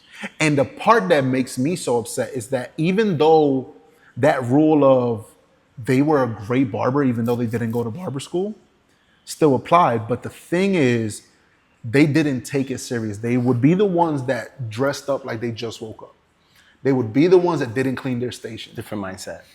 They would be the ones that would show up late to their appointments or not show up at all. They would be the ones that would be here 2 days out of the week, and the rest of the time they'll spend it at a club, strip club, spending money and all that, and complain to me that it's slow. Yeah, they didn't earn it. And the ones that did have their license, that might have not been nowhere near as good as a barber. In terms of product. Were a lot busier. Kept their station clean, paid their booth rent on time, never gave me issues. And I realized that, I'm like, oh, the ones that invested their time and money are the ones that are taking this serious. That's why barber school is a thing. Yep. At least to me. Yeah. Can I add one more to that? Go ahead. I think also this is a career that serves the public. This is a for the people career. This is a for the people career. Yeah. And if most jobs serves the public, but this is at a like public. Yeah. Like we can't deny services to nobody, right? Other jobs you have to filter clients out. He qualifies, he doesn't, right? But here it's like everyone has hair, right? And if you don't, you have a beard. And if you don't, you still have a head shave. So everyone qualifies. And if you have alopecia and don't grow nothing, you got a kid that does. So this is an industry that serves the public. Now, how do you? And again, this is like the debate again, like licensed and non-licensed, is that if you're in a career that serves the public, you gotta promise the public that the industry is gonna take care of you. Yeah. How? By the licensing of the barbers. They are prepared to serve the public, especially this industry. Yeah. How do you know? By the licensing. Yeah. We don't have to talk, but I see it. Yeah. And I'm not saying that there isn't barbers out there that don't have a license and that doesn't take it serious. Because again, I was nothing to do with product. Yeah, I was a product of that. I took this very serious and I never went to barber school. But it's very few like that. Especially nowadays, it's very few like that. So even if I tell the client, oh no, I don't got a license, but trust me, I take this serious, I'm gonna take care of you and all that. In the back of their mind, they're still gonna be like, are you though? Mm-hmm. So why ain't you go to barber school? Why ain't you take the time to at least just earn that credential, right? It's not about if you can cut hair good or not. It's just, how serious are you? Yeah. I don't know. You can start an at-home food service, and your food could be great. Your kitchen could be clean and everything. But if I reach out to you and be like, hey, your food look great and everything, can you at least just show me some credentials that shows me that that you take this serious. I don't know what your kitchen looks like. You could tell me it's great, it's clean and all that, either it's true or not. I don't know. Yeah. I don't know. But if you show me I'm certified to cook. And especially people when they don't know you. Exactly. You can be like, all right, at least I know somebody verified it for me and I don't have to take that risk. Yeah. Right? Yeah. So I get it now. Yeah. I definitely understand. And it's just good business, right? It's good. You know, I don't think that you would have not trusted a doctor who doesn't have his certificate or his diploma on the wall. Nope. Right? I'm not comparing us with a doctor, but just in general. Like you wouldn't trust any professional. Even though some of these haircuts are surgery. Yo, low key. That's another conversation. That's another conversation. Product, y'all be coming in here with... Okay, talking about product, there's levels to the product. Oh, yeah, man. Yo, I done brought some people back to life. Yo, there's levels to the product. And man, there's so many... Yo, here's the thing, right? Like, I think Texas is a little bit behind in terms of... And then some cities are behind other cities. So... You know, and I realized that when I went to a showcase in Dallas for my peoples from Grease Hair Gallery and Natives Hair Studios. I went to their showcase they had. Again, that's a really good one too, collaboration with other shops and the power of numbers. I went there and I was so inspired because Dallas showed me, one, creativity. It showed me that people take that serious, bro. I wish you would have come with me next time. Next time, let me know. I will. Man, people out there, they take it like dead ass. Like this is their thing. Yeah. And 3, they not looking to no tan en arroyo habichuela anymore. Yeah. Right? They kind of surpass that stage of like, no man, I'm an artist. Yeah. I'm not a barber. I'm not a barber. Leave that barber shit. I'm a stylist. Yeah. That barber shit is for them. Yeah. I'm something else. Yeah. That's for Austin. They get a little bougie. But which is okay, it's good. Bro, I think us as Latino, first of all, right? I talk about this. Us as black and brown people, we dominate this industry. Oh yeah. Like this is ours. No other culture can come in and be like, we were the... No, the black and brown people own, like, running, right? Why not luxurify ourselves? Yeah. Why stick to the standard that they think it is?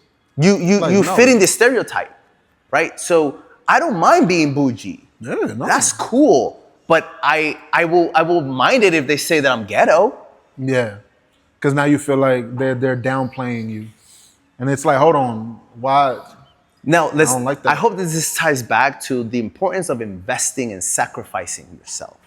Because when you do invest in your product, you invest in your appearance, you invest in your performance, and you invest in your personality as like personal development, no one can mess with you, bro. Yeah. And I don't want some people to take this out of context because a lot of people would say, well, I don't want to change who I am. I'm urban, I'm street. This is what y'all got to understand. You don't have to change who you are in order to elevate. At all. You can still have the graffiti. You can still dress urban, but still have a vibe of elevation. Like, I'm like, it's like, he's not ghetto. Yeah. That's just he has an urban style to his stuff. It's the thing that you can't even explain it, but it's there. Yeah. Because when you know, and obviously there's so much room and space for the industry, bro, like I can see in the future, barbers also being stylists. Oh, yeah. Some already do. Some already are, you're right. Some of them already are. I also see in the future, barbers being like, yo, that's my store over there. Go grab a nice t-shirt. I see Some barbers also have that. They have clothing brands. Oh, no, but I'm not talking about like t-shirts. I'm talking about like La Máquina, like really sewing shit and having them like, we make it. We make it from here. Yeah, like we design this shit, right? And this is where the industry is starting to collapse, to merge. Bro, think about if you go to like, if you're a client, right? You walk in, you get a haircut, you get styled, and you get a picture after. You leave out of here a whole different person. Yeah, a whole different person. Bro, you know, I'm following a few influencers, and they were like, yo, Asia got it. Asia, in terms of business, the way they moving, they got it. We're so far behind. Oh, yeah. Mind you, like the things I got to see in Dallas are the things that I will see in New York. Yeah.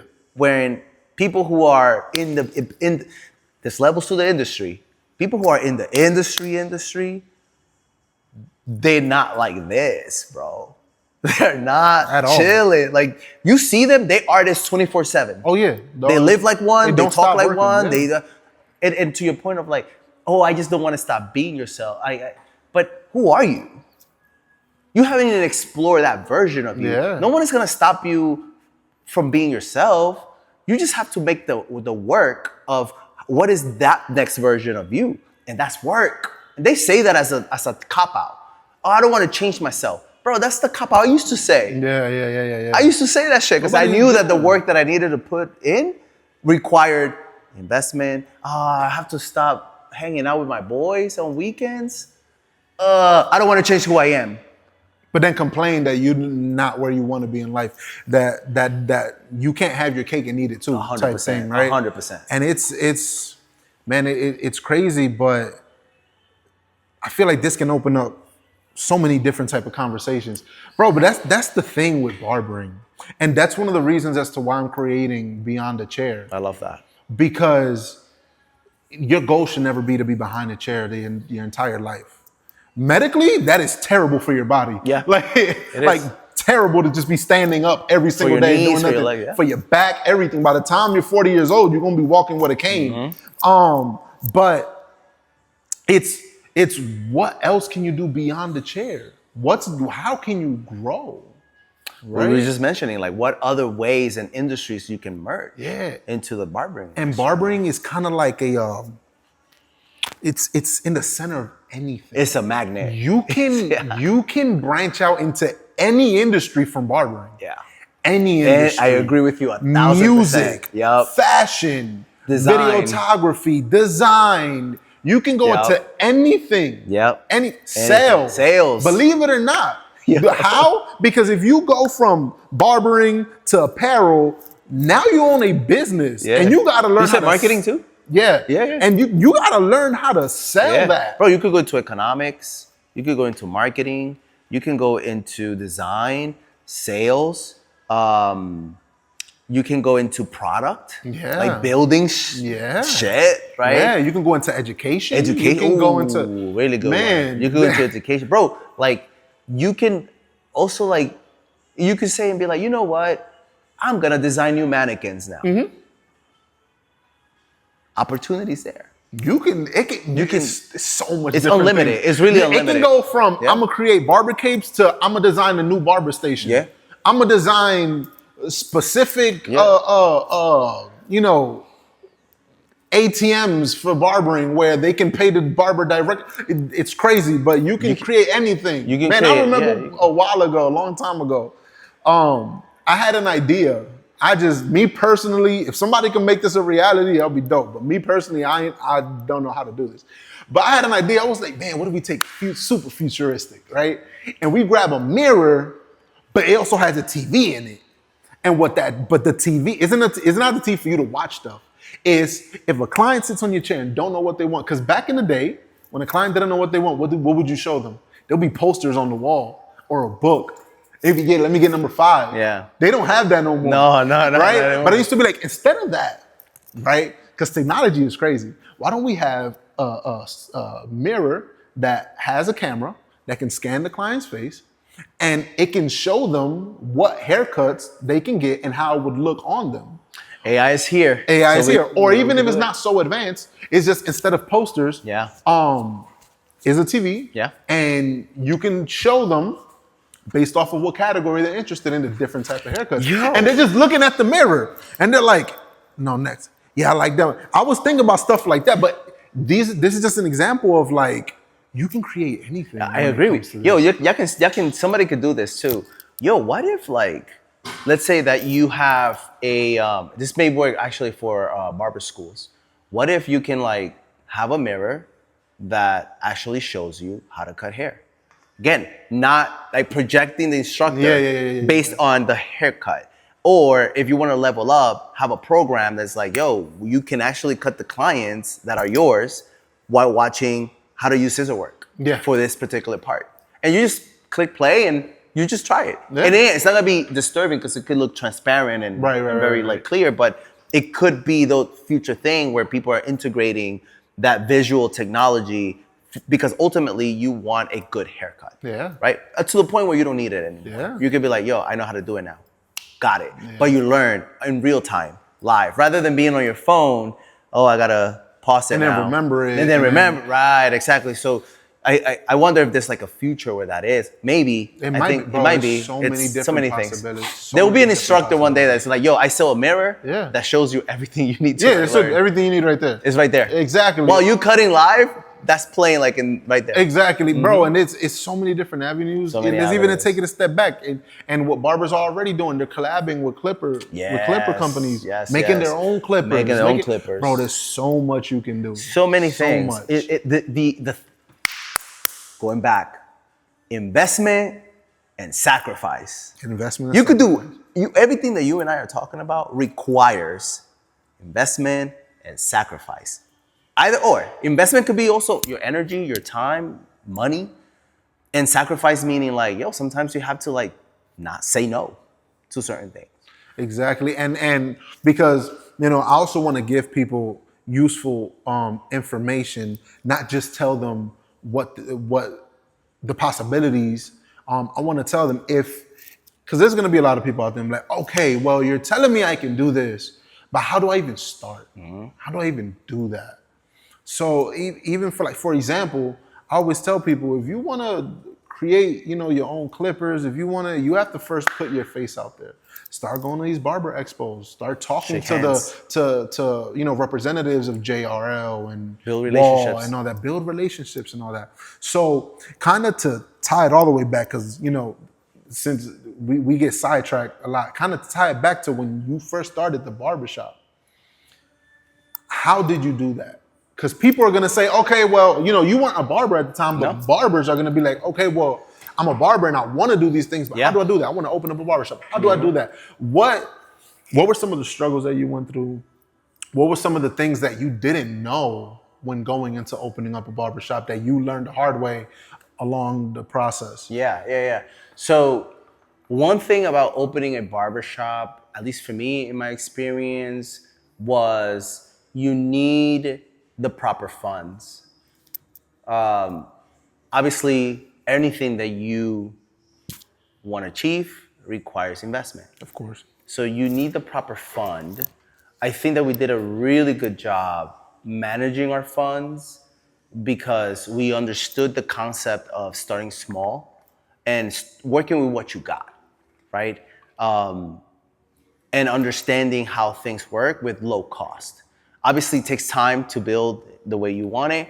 But I think if one is managing good funds, I think two, especially now that we're talking about the industry, is you got to have a really good mission. Like, don't open a shop just to fill it up with chairs. Like, if you want barbers to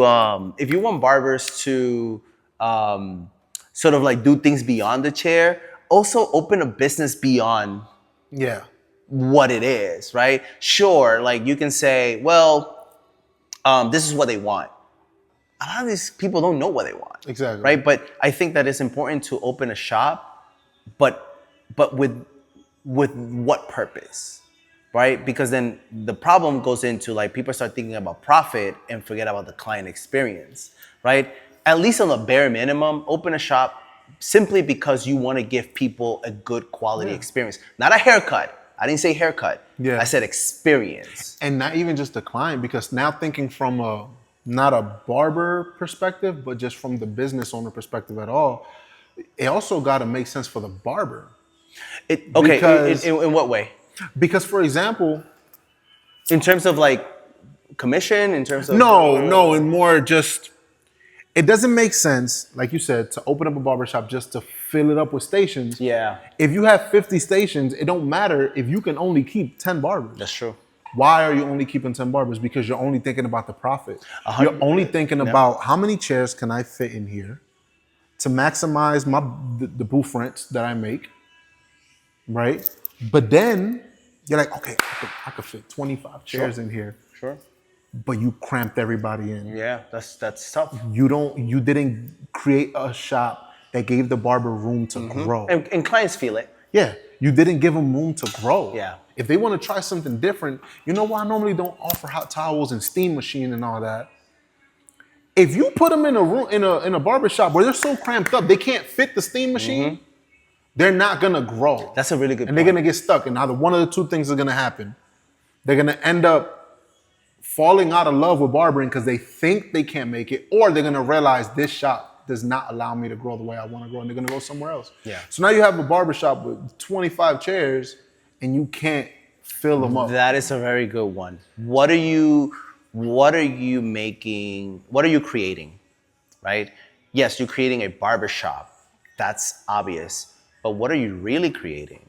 Right? Are you creating a business that has that people in that business get the chance to develop themselves freely in some way? Obviously, you got to have structure, of course, right? Because I believe that, and you probably will be a barbershop owner one day.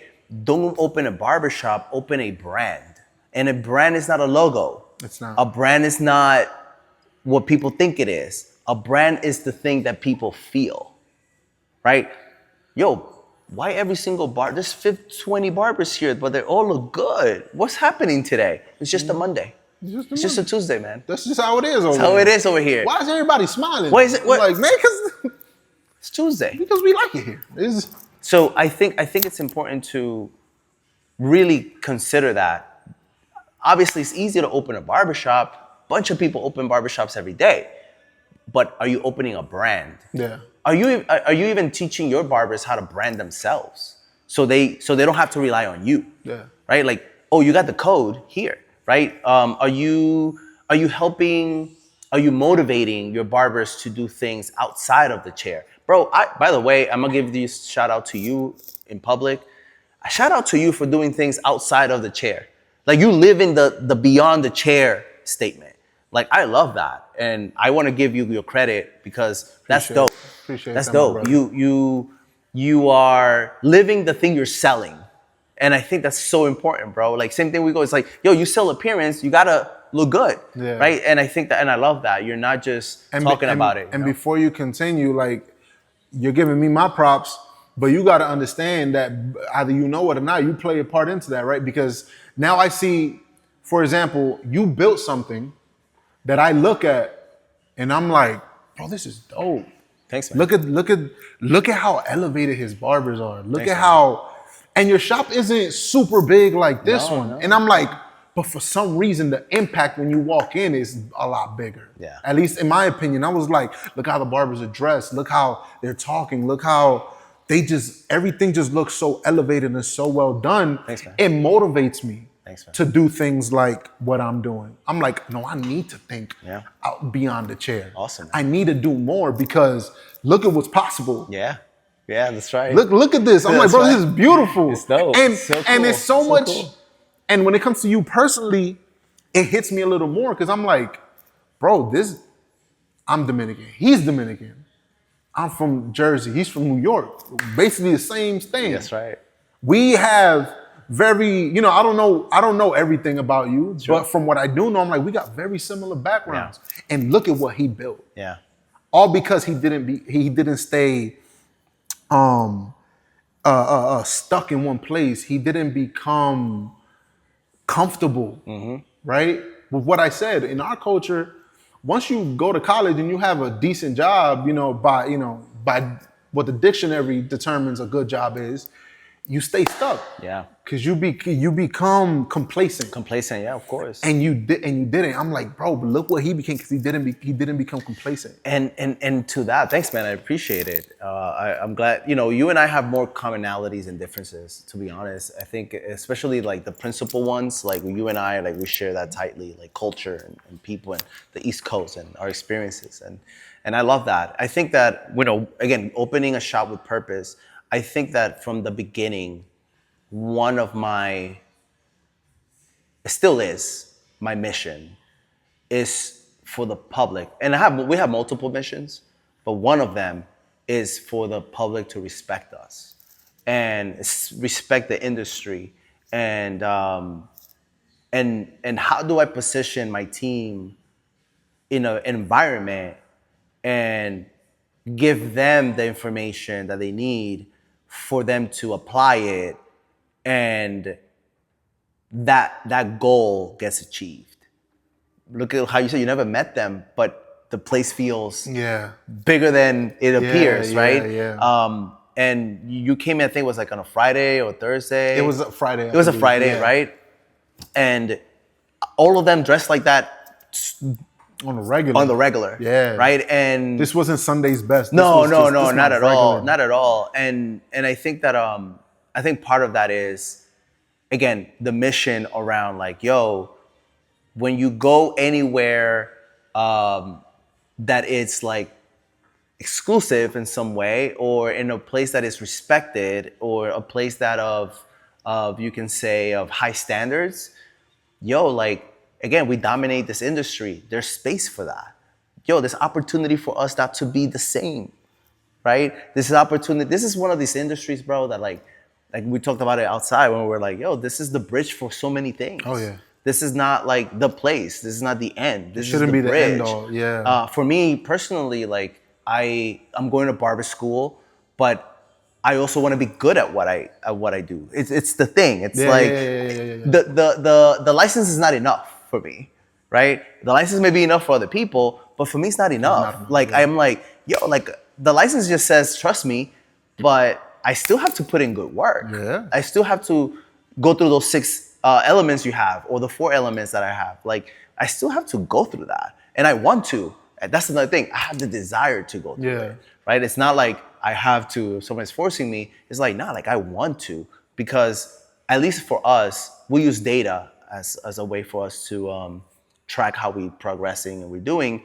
And bro, like it's working, right? It's working faster for some.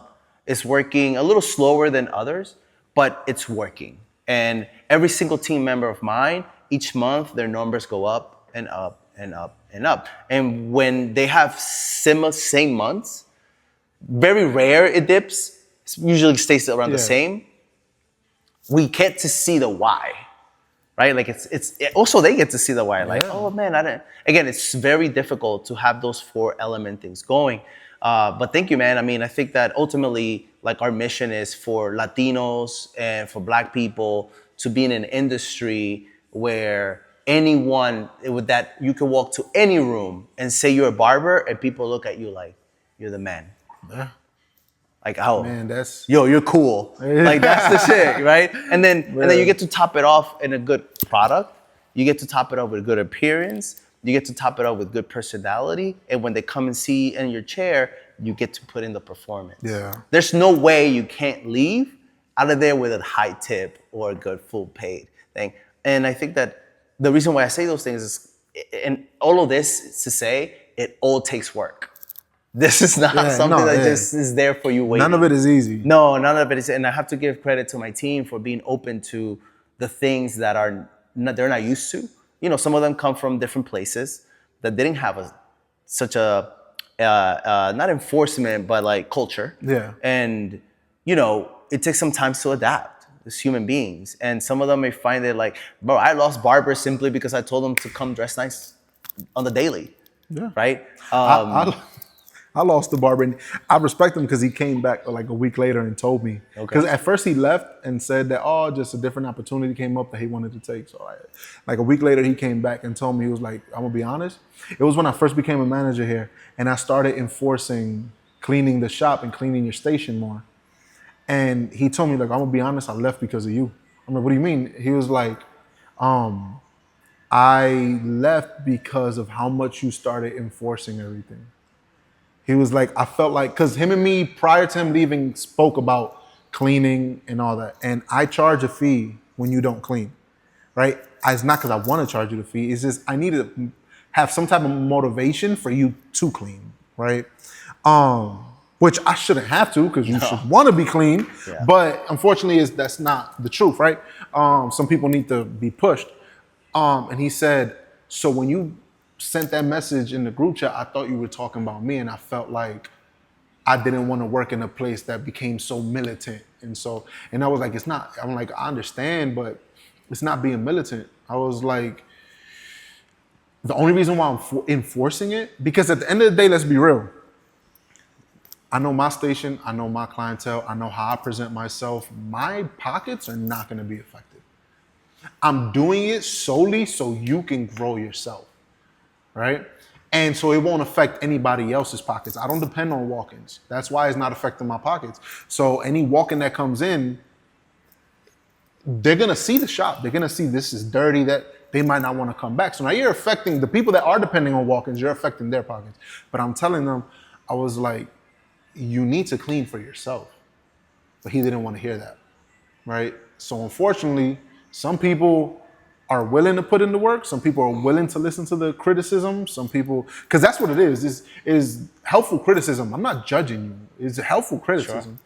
Sure. Some people want to hear it. Some people don't. Yeah, and I think that one thing that I realized too, is when we're in the position of leadership, a lot of barbers will not understand where you're coming from until they're in your shoes. Oh yeah.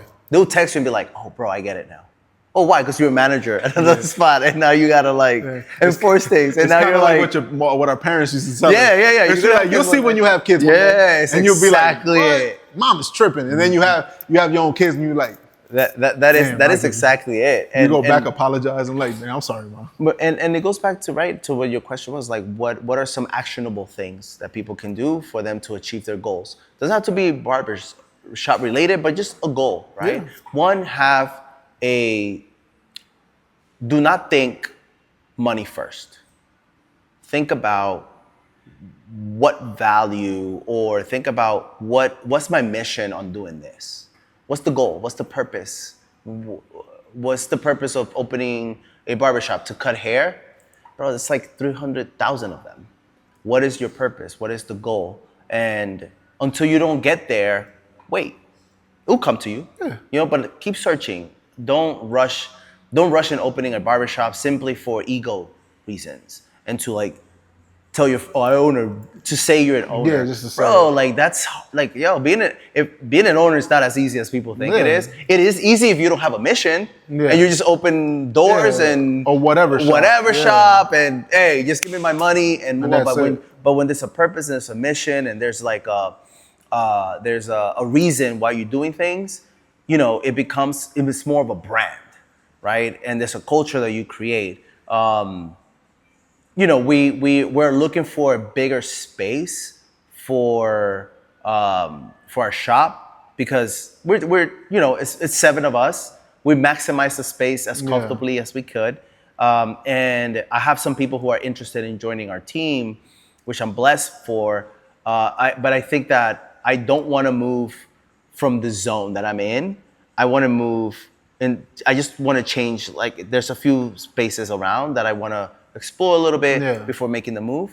But for the new, that means I'm going to have potentially a new batch of people, and they are going to receive a refined version of what we already have, because we're constantly learning what's working, what's not working. How can this be better than the last? Yeah, so if you're not someone who learns, how can you teach, right? You have to constantly be learning. And my ultimate thing that I can also say that is practical is, focus on those 4 elements, or I also like Kilo 6 rules.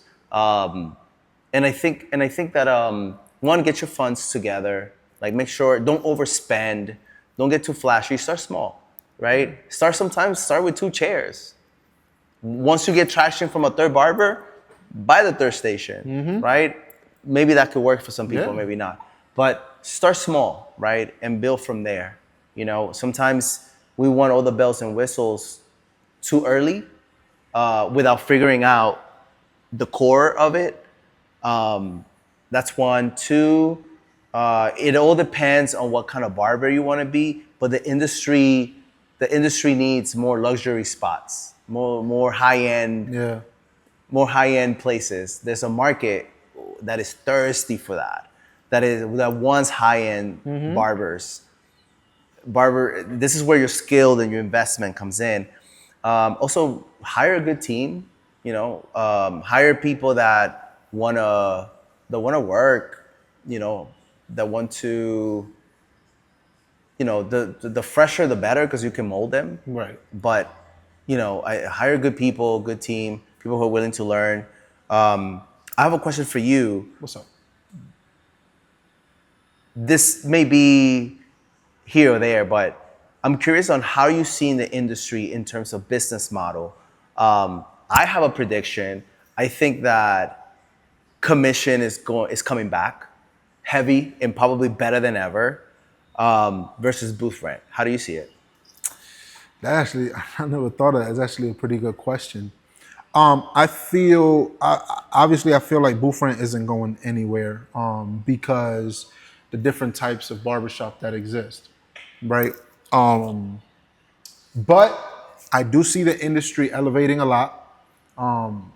It is already even things like we have a barber's Grammy. Like it's elevated to the point where we decided to start a barber Grammy, right? So eventually it's gonna start elevating, and I feel I actually agree with you. I feel like for those more elevated barbershops, commission is gonna come back. It's gonna come back stronger. But ultimately is gonna be beneficial for everybody. I think so. Right? But think about it, it makes sense. A lot of times I never was a fan of commission. But that was Why not? me Why not? thinking, Why not? Why not? So that was me thinking the old way.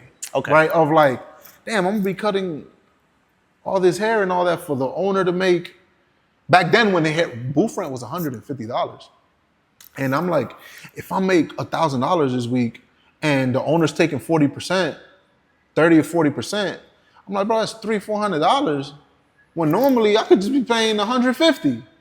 But when you really, dive into what the industry is and where it's going and where you want to take your own personal career, you can't expect elevation with no change. What I mean by that is you can't expect to be in a place where you can charge $100 for a haircut, be comfortable, your clients be comfortable, they'll come in and they'll feel like they're in a more elevated place where they feel like they're getting pampered and all that. You can't have them feel that. You can't be in a place like that without the person that made it being able to do that. Yeah.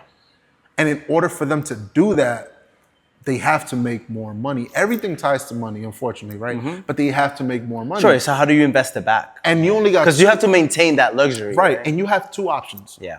One option, if you're gonna keep booth rent, that means you have to. You're not gonna. There's a certain cap. You can't pass your booth rent past a certain cap because now you're it's too much. So your other option for that is add a bunch of chairs, but now you're taking away from the potential of the shop. Because a barber gets scared when they see 20 plus chairs. Especially if they don't have clientele. Exactly. So it'd be like, okay, I don't want to add so many chairs. So how can I actually make a good enough money to create the barbershop that I'm envisioning so that it can fulfill the goal that I wanted to fulfill? Yeah. How do I do that without no continuous capital? I got the money now to build it, but how do I continue? Sure. I'm not going to continue with $250 booth rents. Mm-hmm. I have to do commission. I have to do commission. Because these barbers are charging $100, $150 a haircut. They're making all the money. Eventually they're going to leave and I'm going to be stuck with the little bit of money that I was making. I can't grow. The industry can't grow. Yeah. So I have to charge commission. So I 100% agree. But it's going to be a way smaller pill for barbers to swallow. I think so. I think especially the new ones. So for example, it's just it's just not working for a lot of barbers. Booth rent is not working for them. Yeah. Because most barbershops are booth rent. They have no obligation to promote you. Yeah. No obligation to build a website for everybody. No obligation to marketing. It's just like, hey, give me my 250, 150, whatever, a week, and we're good, right? Which I want to, real quick, I want to make that a point because I've had a lot of conversations with barbers about this. He's 110% correct. If you are going into a booth rent barbershop, you need to understand that it is not the barbershop's job to get clients in your chair. It is not.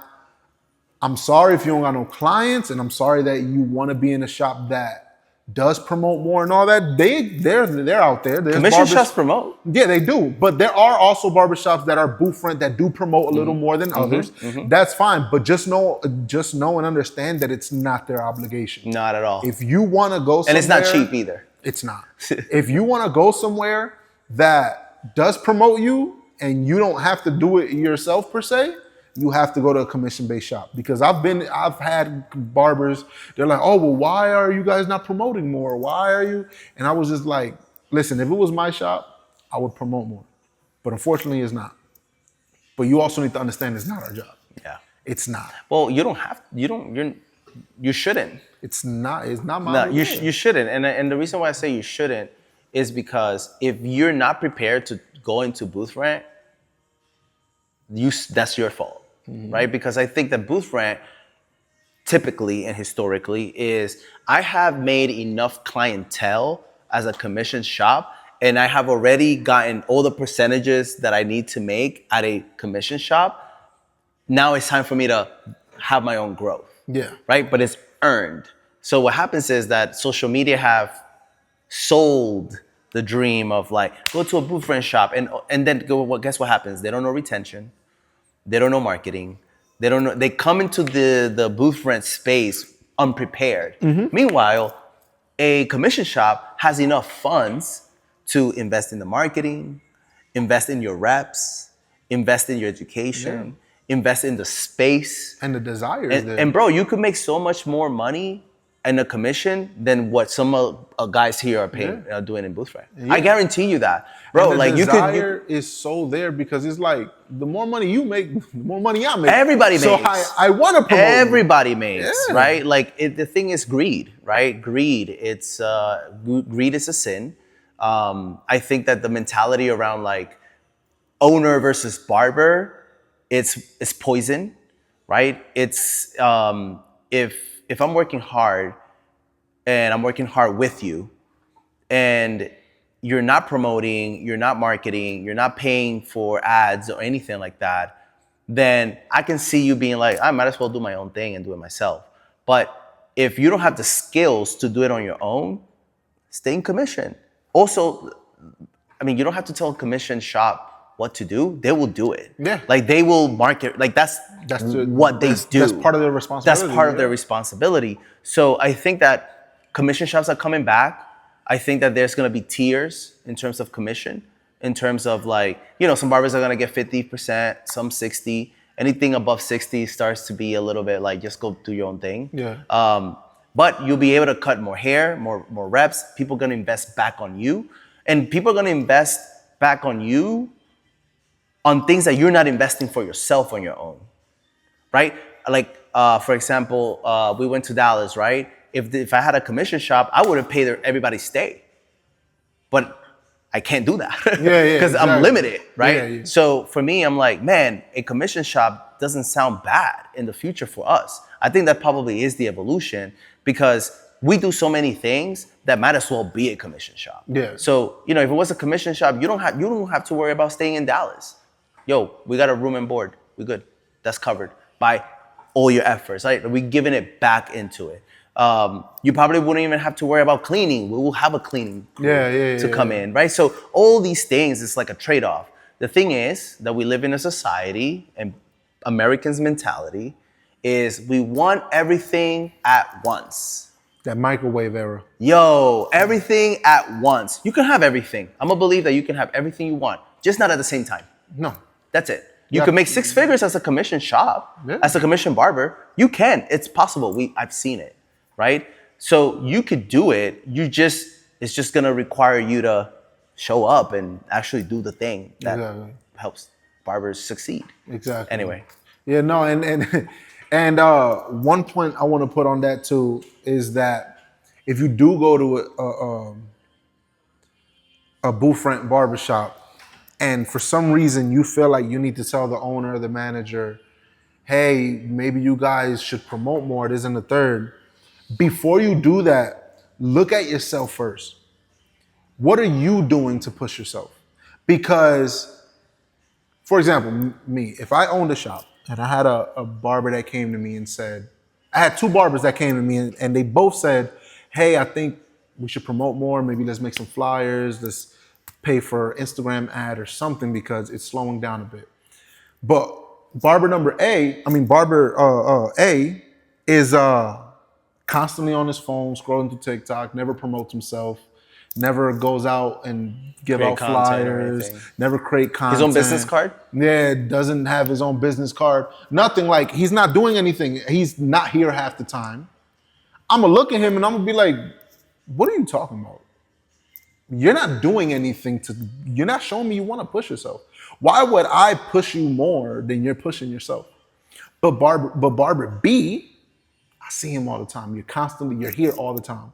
You're putting content up all the time. You're outside talking to people that just walk by, trying to get them to come in for a haircut. You're going to the nearest plaza and handing out business. I'm seeing you put the work in. Now, even though it's not my responsibility, I might feel a little more inclined to be like, you know what, he's right. He or she is doing everything they need to do, but they feel like they need a little more. Maybe I am gonna. Yeah, you supplement. Yeah, exactly. I don't have to, again, don't get that wrong, but now I'm more inclined. Sure. Right? So just, if you are gonna do that, just make sure that you're doing everything you possibly can in order to maximize your income. Maybe like responding like after your 100 posts, I'll promote. After your 100 days straight posting, I'll promote. Post every single day for 100 days. I mean, I did it for 100 days. It changed my business. Oh. It changed my business. And that was in 2024. It changed my business, Yeah, because social content is, you just got to stay consistent. Bro, I posted for 130 something days straight. Bro, it doesn't matter what you post. If you post every day, trust me. Yeah. It's going to create traction. It's going to create traction. Our business changed. We did great that year. But yeah, I posted 100 something days straight. Yeah, bro. And it changes. So I cannot imagine what it will do with a personal brand. You know, the difference between the people, this is a good one. The difference between barbers who are successful in social media and the guys who don't create content is one thing. Want me to tell you? Yeah. Record.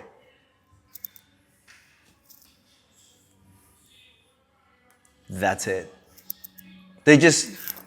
You're a barber who don't post, I'm a barber that posts. Our only difference is that I press record and you don't. Yeah. That's it. If you think about it, you're like, bro, is that nowadays, that's crazy. That camera is the best exposure you can have. That's it. The best free exposure you can have. Yo, press record, bro. That's all you need to do. Nothing else. And then you can have this in 15-second clip, cut it, post it. Yeah.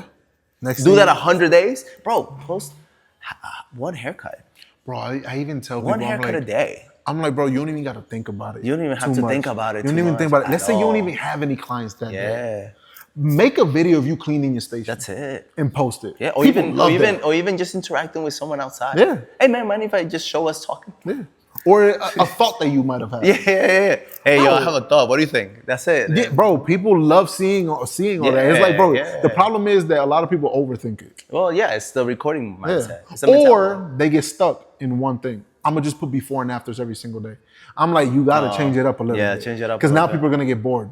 They're going to be like, bro, it's the same thing. I've seen you do a high fade and a comb over a million times. But there's steps, right? Like, I'm okay when someone posts the same content over and over again. They're comfortable there, and that's good. Because sometimes initially, at the beginning, you need to create the habit before creating the content itself, right? So if before and afters are working, meaning working as in like creating the habit for you, all about it. Oh no, yeah, 100%. Right? Once you 100%. have the habit, again, once after the 100th post straight, you already have the habit. Now let's step it up a notch a little bit. Then that's when you start building that like aesthetic and that like flashiness of it. But you earned it because you did 100 of them, and you don't mind doing another 100 because you already have the habit. Actually, you feel uncomfortable not posting anymore. Yeah. Right? Like, man, I didn't post. I feel weird. Yeah. That's the level that you want.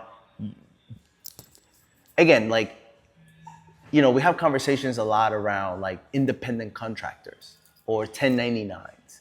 And I really don't think they know what that is. At all. I don't think they know what that is. They don't understand that means you're your own business. And when you are your own business, you have to have specific times of opening and specific times of clothing displayed. Doesn't mean open the business whenever you want. You're a micro business, that operates under the same rules and guidelines as a bigger one, right? So imagine if this business opened at 9, but you open at 10, I respect that. Not a problem. Make sure you open at 10 though. Yeah. Because mine's opening at 9. Yeah. Right? So I think that a lot of people don't understand. Also, on top of that, if you have a business that has a brand and you are an independent contractor, you still have to abide by the rules and guidelines of that business. Yeah. For example, I can't go to Google as an independent data analyst and behave like and treat Google as if they're like Microsoft. Right. I gotta go by Google's guideline. Yeah. Right? Same thing with, because you are, this is where partnerships come in. And sometimes people are scared of the word contract, but if you're scared of the word contract, then that means that you're here to play. You're not serious. You're not serious. But then again, they sign contracts for everything. They sign contracts for T-Mobile. They sign contracts when they're buying Klarna, is it called? Afterpay, Klarna. They sign contracts for everything except the thing that's gonna make them money. Yeah. So for me, I'm just like, man, like, I get it. I understand the desire, but you have to have structure in order for a bigger structure to sustain, right? Like, don't kill the cow that's feeding you. Yeah. Take care of it. Yeah. Feed it. Put it back on it, right? Like, man, this cow has given me 10 grand this month. Let me put 100 back. Reinvest into it. Reinvest into it. Whether that's like, I don't know, yo, let's buy a new mop. Whatever, right? Where it doesn't have to always rely on the owner to do everything, especially when they have contributed to your career. The same mentality applies to your relationship with your clients. Yo, speak on it. 'Cause I agree. Yeah, man, because, for example, we spoke about what stands out. What is going to make a client stick with you? If you have a client, man, he's been getting a haircut with you religiously for a year straight, refers their friend, refers their families. Now you got to know the client, and you know their birthday's coming up. And they come in, they don't mention anything. No. And you just, hey, same as always, and you be like, nah, don't worry about it, it's on me. They're gonna be like, what? Yeah. Hey, happy birthday, my brother. Can't be greedy. Bro, man, some people are gonna view that like, yo, you just lost out on, you gave a free haircut. I'm like, bro, you don't understand what you gained from that free haircut. That client is now so much, if they weren't stuck to you before, now they are. Because they're like, damn, they actually care about me. Like, he's not doing this just to get money out of me. Like, he actually like cared. Like, hey, don't worry about it. You know what I'm saying? I had a client. They have taken care of you already. Yeah. So many times. Yeah. He's like, man, he looked out for me, bro. Or like, for example, I have a client, real good client of mine, and I've been cutting his hair for a little while now, and his son just turned 1. And he told me, he was like, man, I wanna cut my son's hair. You know, whatever you're gonna charge me, you know, I know it's gonna be tough because he's 1 year old. I'm like, you know what? Normally I'll say no because I'm like a 1 year old. Yeah. But he's been my client for so long, I was just like, I got you. Yeah. Right. My kids' haircuts start at $45. But me personally, I didn't do much. He just made me do a one on the side. And it took me like 2 seconds. And at the end, I charged him and I charged for his other son, but I didn't charge for the baby. And he was like, "You're not charging me for the baby?" I was like, "Nah." He was like, "Why?" I'm like, "I don't know, bro. Think of it as his 1-year-old birthday present for me." Yeah. And he's like, "Man, for real?" Yeah. He was like, "Yeah." And then he still tipped me like $50. There you go.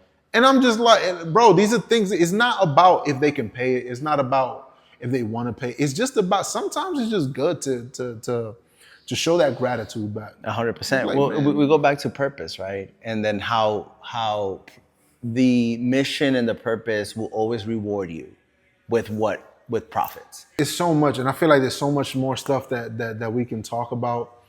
So many different avenues. We got a little sidetracked, but before we're chatting, we're flowing. You know? Yeah. No, definitely, bro. But there's so much stuff to talk. Maybe we'll have a part 2. Later down the line, right?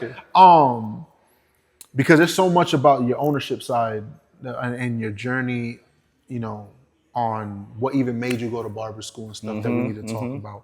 Next time. But if there's, I just want you 2 things. If there's one thing that you wish you knew when you started this whole journey into actually, you know, planting roots in the barber industry, if there's one thing that you wish you knew back then that you know now, what would that be? Man, I do have a lot of things I wish I knew. I wish I knew that money changes people. Especially people who never had a lot, it changes them. I also wish I knew that everyone looks out for themselves. But I also wish I knew that the industry was much more expands much faster than any other industry I've been in. Like you and I were talking about earlier, like you can do so many things, and those are things that you and I can come up on top of our heads. Right. I'm pretty sure there's so much more that we haven't even discovered yet. It's probably gonna pop up randomly, and like you're gonna wake up to drink water one day at 2 in the morning, just gonna pop and say, "Oh snap!" I also wish that I could have probably started in commission and work people way up to their booth rent. Okay. I think that's been like a really good lesson for me. And you're saying like, so to help the barber out better, since they might not have clients in the beginning. Yeah, right. Yeah. Especially those who don't have it, which were all of them. Yeah, at honestly, some point, yeah. You know, which is great. Again, I don't regret the team that I have. I think they're great. I don't want them to leave. But I know that all of them have their own journeys, and you know, some of them still haven't discovered that path yet. Yeah, no, I think we've done a pretty good job adjusting a lot. But yeah, I definitely think that I could have understood that a little bit more because of the way and the mission that we convey. You know what I mean? Like we're not just a booth rent shop. Right. There's a mission behind it. There's a way, but you know, everything happens for a reason. It's never too late. We're still growing. We're still so young in the business. Like, yes, we've been open for 7 years, but our brains are still so like kids. Like, yo, I'm still learning. I'm still a lot. And the industry itself is changing every day. Constantly. And it's unpredictable. Like you can't predict what, right? And for something else that I think is gonna be super valuable is going beyond the chair. Yo, go travel. Get outside of your city, get outside of your state, get outside of the country, go and travel. I promise you, bro, you're gonna come back a different barber. Like, you will. There's no doubt. Like, yo, one of my plans is to go to Japan. I wanna go to Italy. I wanna go to Shanghai. Yo, I saw some shit in Shanghai, bro, that I was like, I need to go there. Yeah. I want to go to Chile. Yo, Chile got some crazy barbers. Yeah? Yo, and I know. You're like, what? Chile? I don't know. Yo, I'm gonna put you on. Bet. Chile got some. I probably will be bringing some Chileans to come and work. You gonna come work with me, Yo, bro. like they're cold and they're good and they're so technical and you can tell. I mean, my Instagram sometimes pops up with some Chileans academies, and they're like, bro, they come out of there knowing how to like, yo, I ain't gonna lie, like clean, fire, and I'm just like, yo, like they really take this art seriously. But yeah, travel, go places. That goes back to investment and goes back into sacrifice. But it's worth it. I mean, I don't regret nothing that I've experienced in this industry. I love everyone who I have encountered, who I have had the pleasure to work with. I am someone who gets focused on something, you know, and I think that is the New Yorker in me, where I'm like, yo, like, again, they don't know until you actually in my shoes, right? And you know what's also interesting, that it's hard for people who don't have a focus to relate to what you're doing, because they don't have a focus. Like if you were a savage like me, you will be like, go hunt, you know, rather than like, no, you gotta be rather than just peeking out the window. Like, yo, you know, savages understand savages, I think, that's what I'm saying. And I think sometimes like that can overpower some personalities, and that's okay. Learn from it and get inspired. Go be a savage to other things too, right? And I think that I am blessed to have the team that I have. I'm blessed to have the people that, you know, have, you know, I love that they take care of the clients. I think that's the main thing. And they also take care of themselves, and we take care of each other. Man, that's great to hear, bro. Thanks, man. And then just the last question, because there's going to be a lot of people that are new to barbering. There's going to be a lot of people that are new to growing past beyond the chair, right? From barbering to now maybe ownership or anything, right? What's one solid advice that you would give them? Keep an open mind. Constantly educate yourself. Experiment. You know, don't be afraid to experiment. Don't be afraid to experiment. 100%. Even if you have a barbershop, try new things. Throw a showcase. Throw a community thing. Switch the share up a little bit, right? Like try, experience. Yeah, experiment. Try different models. If something doesn't work, just go back to it again, but try it, just experiment. Figure out your thing. Figure out the thing that works for you. Never be afraid to try and fall. Just get back up, try it again. At some point, it's gonna land. So don't be afraid to experiment. Try different things. Even if you don't have full support, all you need is one person to support you and go for it. Obviously nothing crazy, but you know, if you see something that inspired you, put it to the test. Maybe it works for you, you know? As long as it's an inspiration, not a copy. It's a difference. You know, if it's something inspired you, you're like, I'm gonna give that a try to see what happens, I think go for it. So in other words, just don't be afraid to grow. Don't be afraid to grow. Don't be afraid to be uncomfortable. Yeah. You learn from your falls. You do. 100%. You learn from your falls. 100%. Man, listen, again, thank you for coming. Man. It was a great conversation. This kind of happens to us. This is already the second time we sit down and talk. It kind of happens to us where we just start flowing, we lose the track of time and everything. We're having fun. And yeah, definitely, man. I definitely would love to have you back here again. Thank you, man. So we could touch on other things. And yeah, man, if you're ever in the area, go check them out. Go check out the barbershop. You know, it's a great place. Go check out the team. If you don't mind just letting them know, like, your social media and stuff like that. My name is Abel Olmos. My handle on Instagram is Abel Olmos. The shop that I have built with my team is called the Barbashop. BTHEBARBA.SHOP. Check us out. That's our website. That's our social media. That's where you can find us. Come and just hang out, say hi, and chill with us. And hopefully we get to inspire you, and you get to inspire us. We build a good community and a good sense of unity. Yes, sir.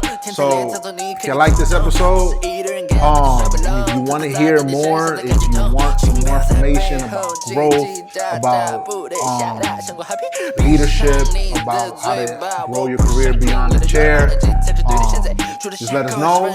Like the video, subscribe. There's gonna be a lot more stuff coming soon.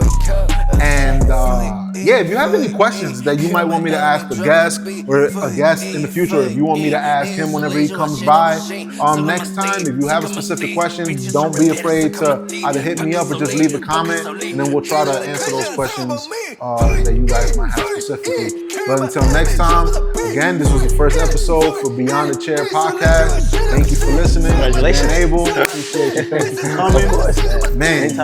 Yeah, man. Let's keep putting hair on the floor and money in our pockets. There you go. That's a good one. I know, right? I like that one. I like that one. I'm telling my barbers I'm gonna start telling them that.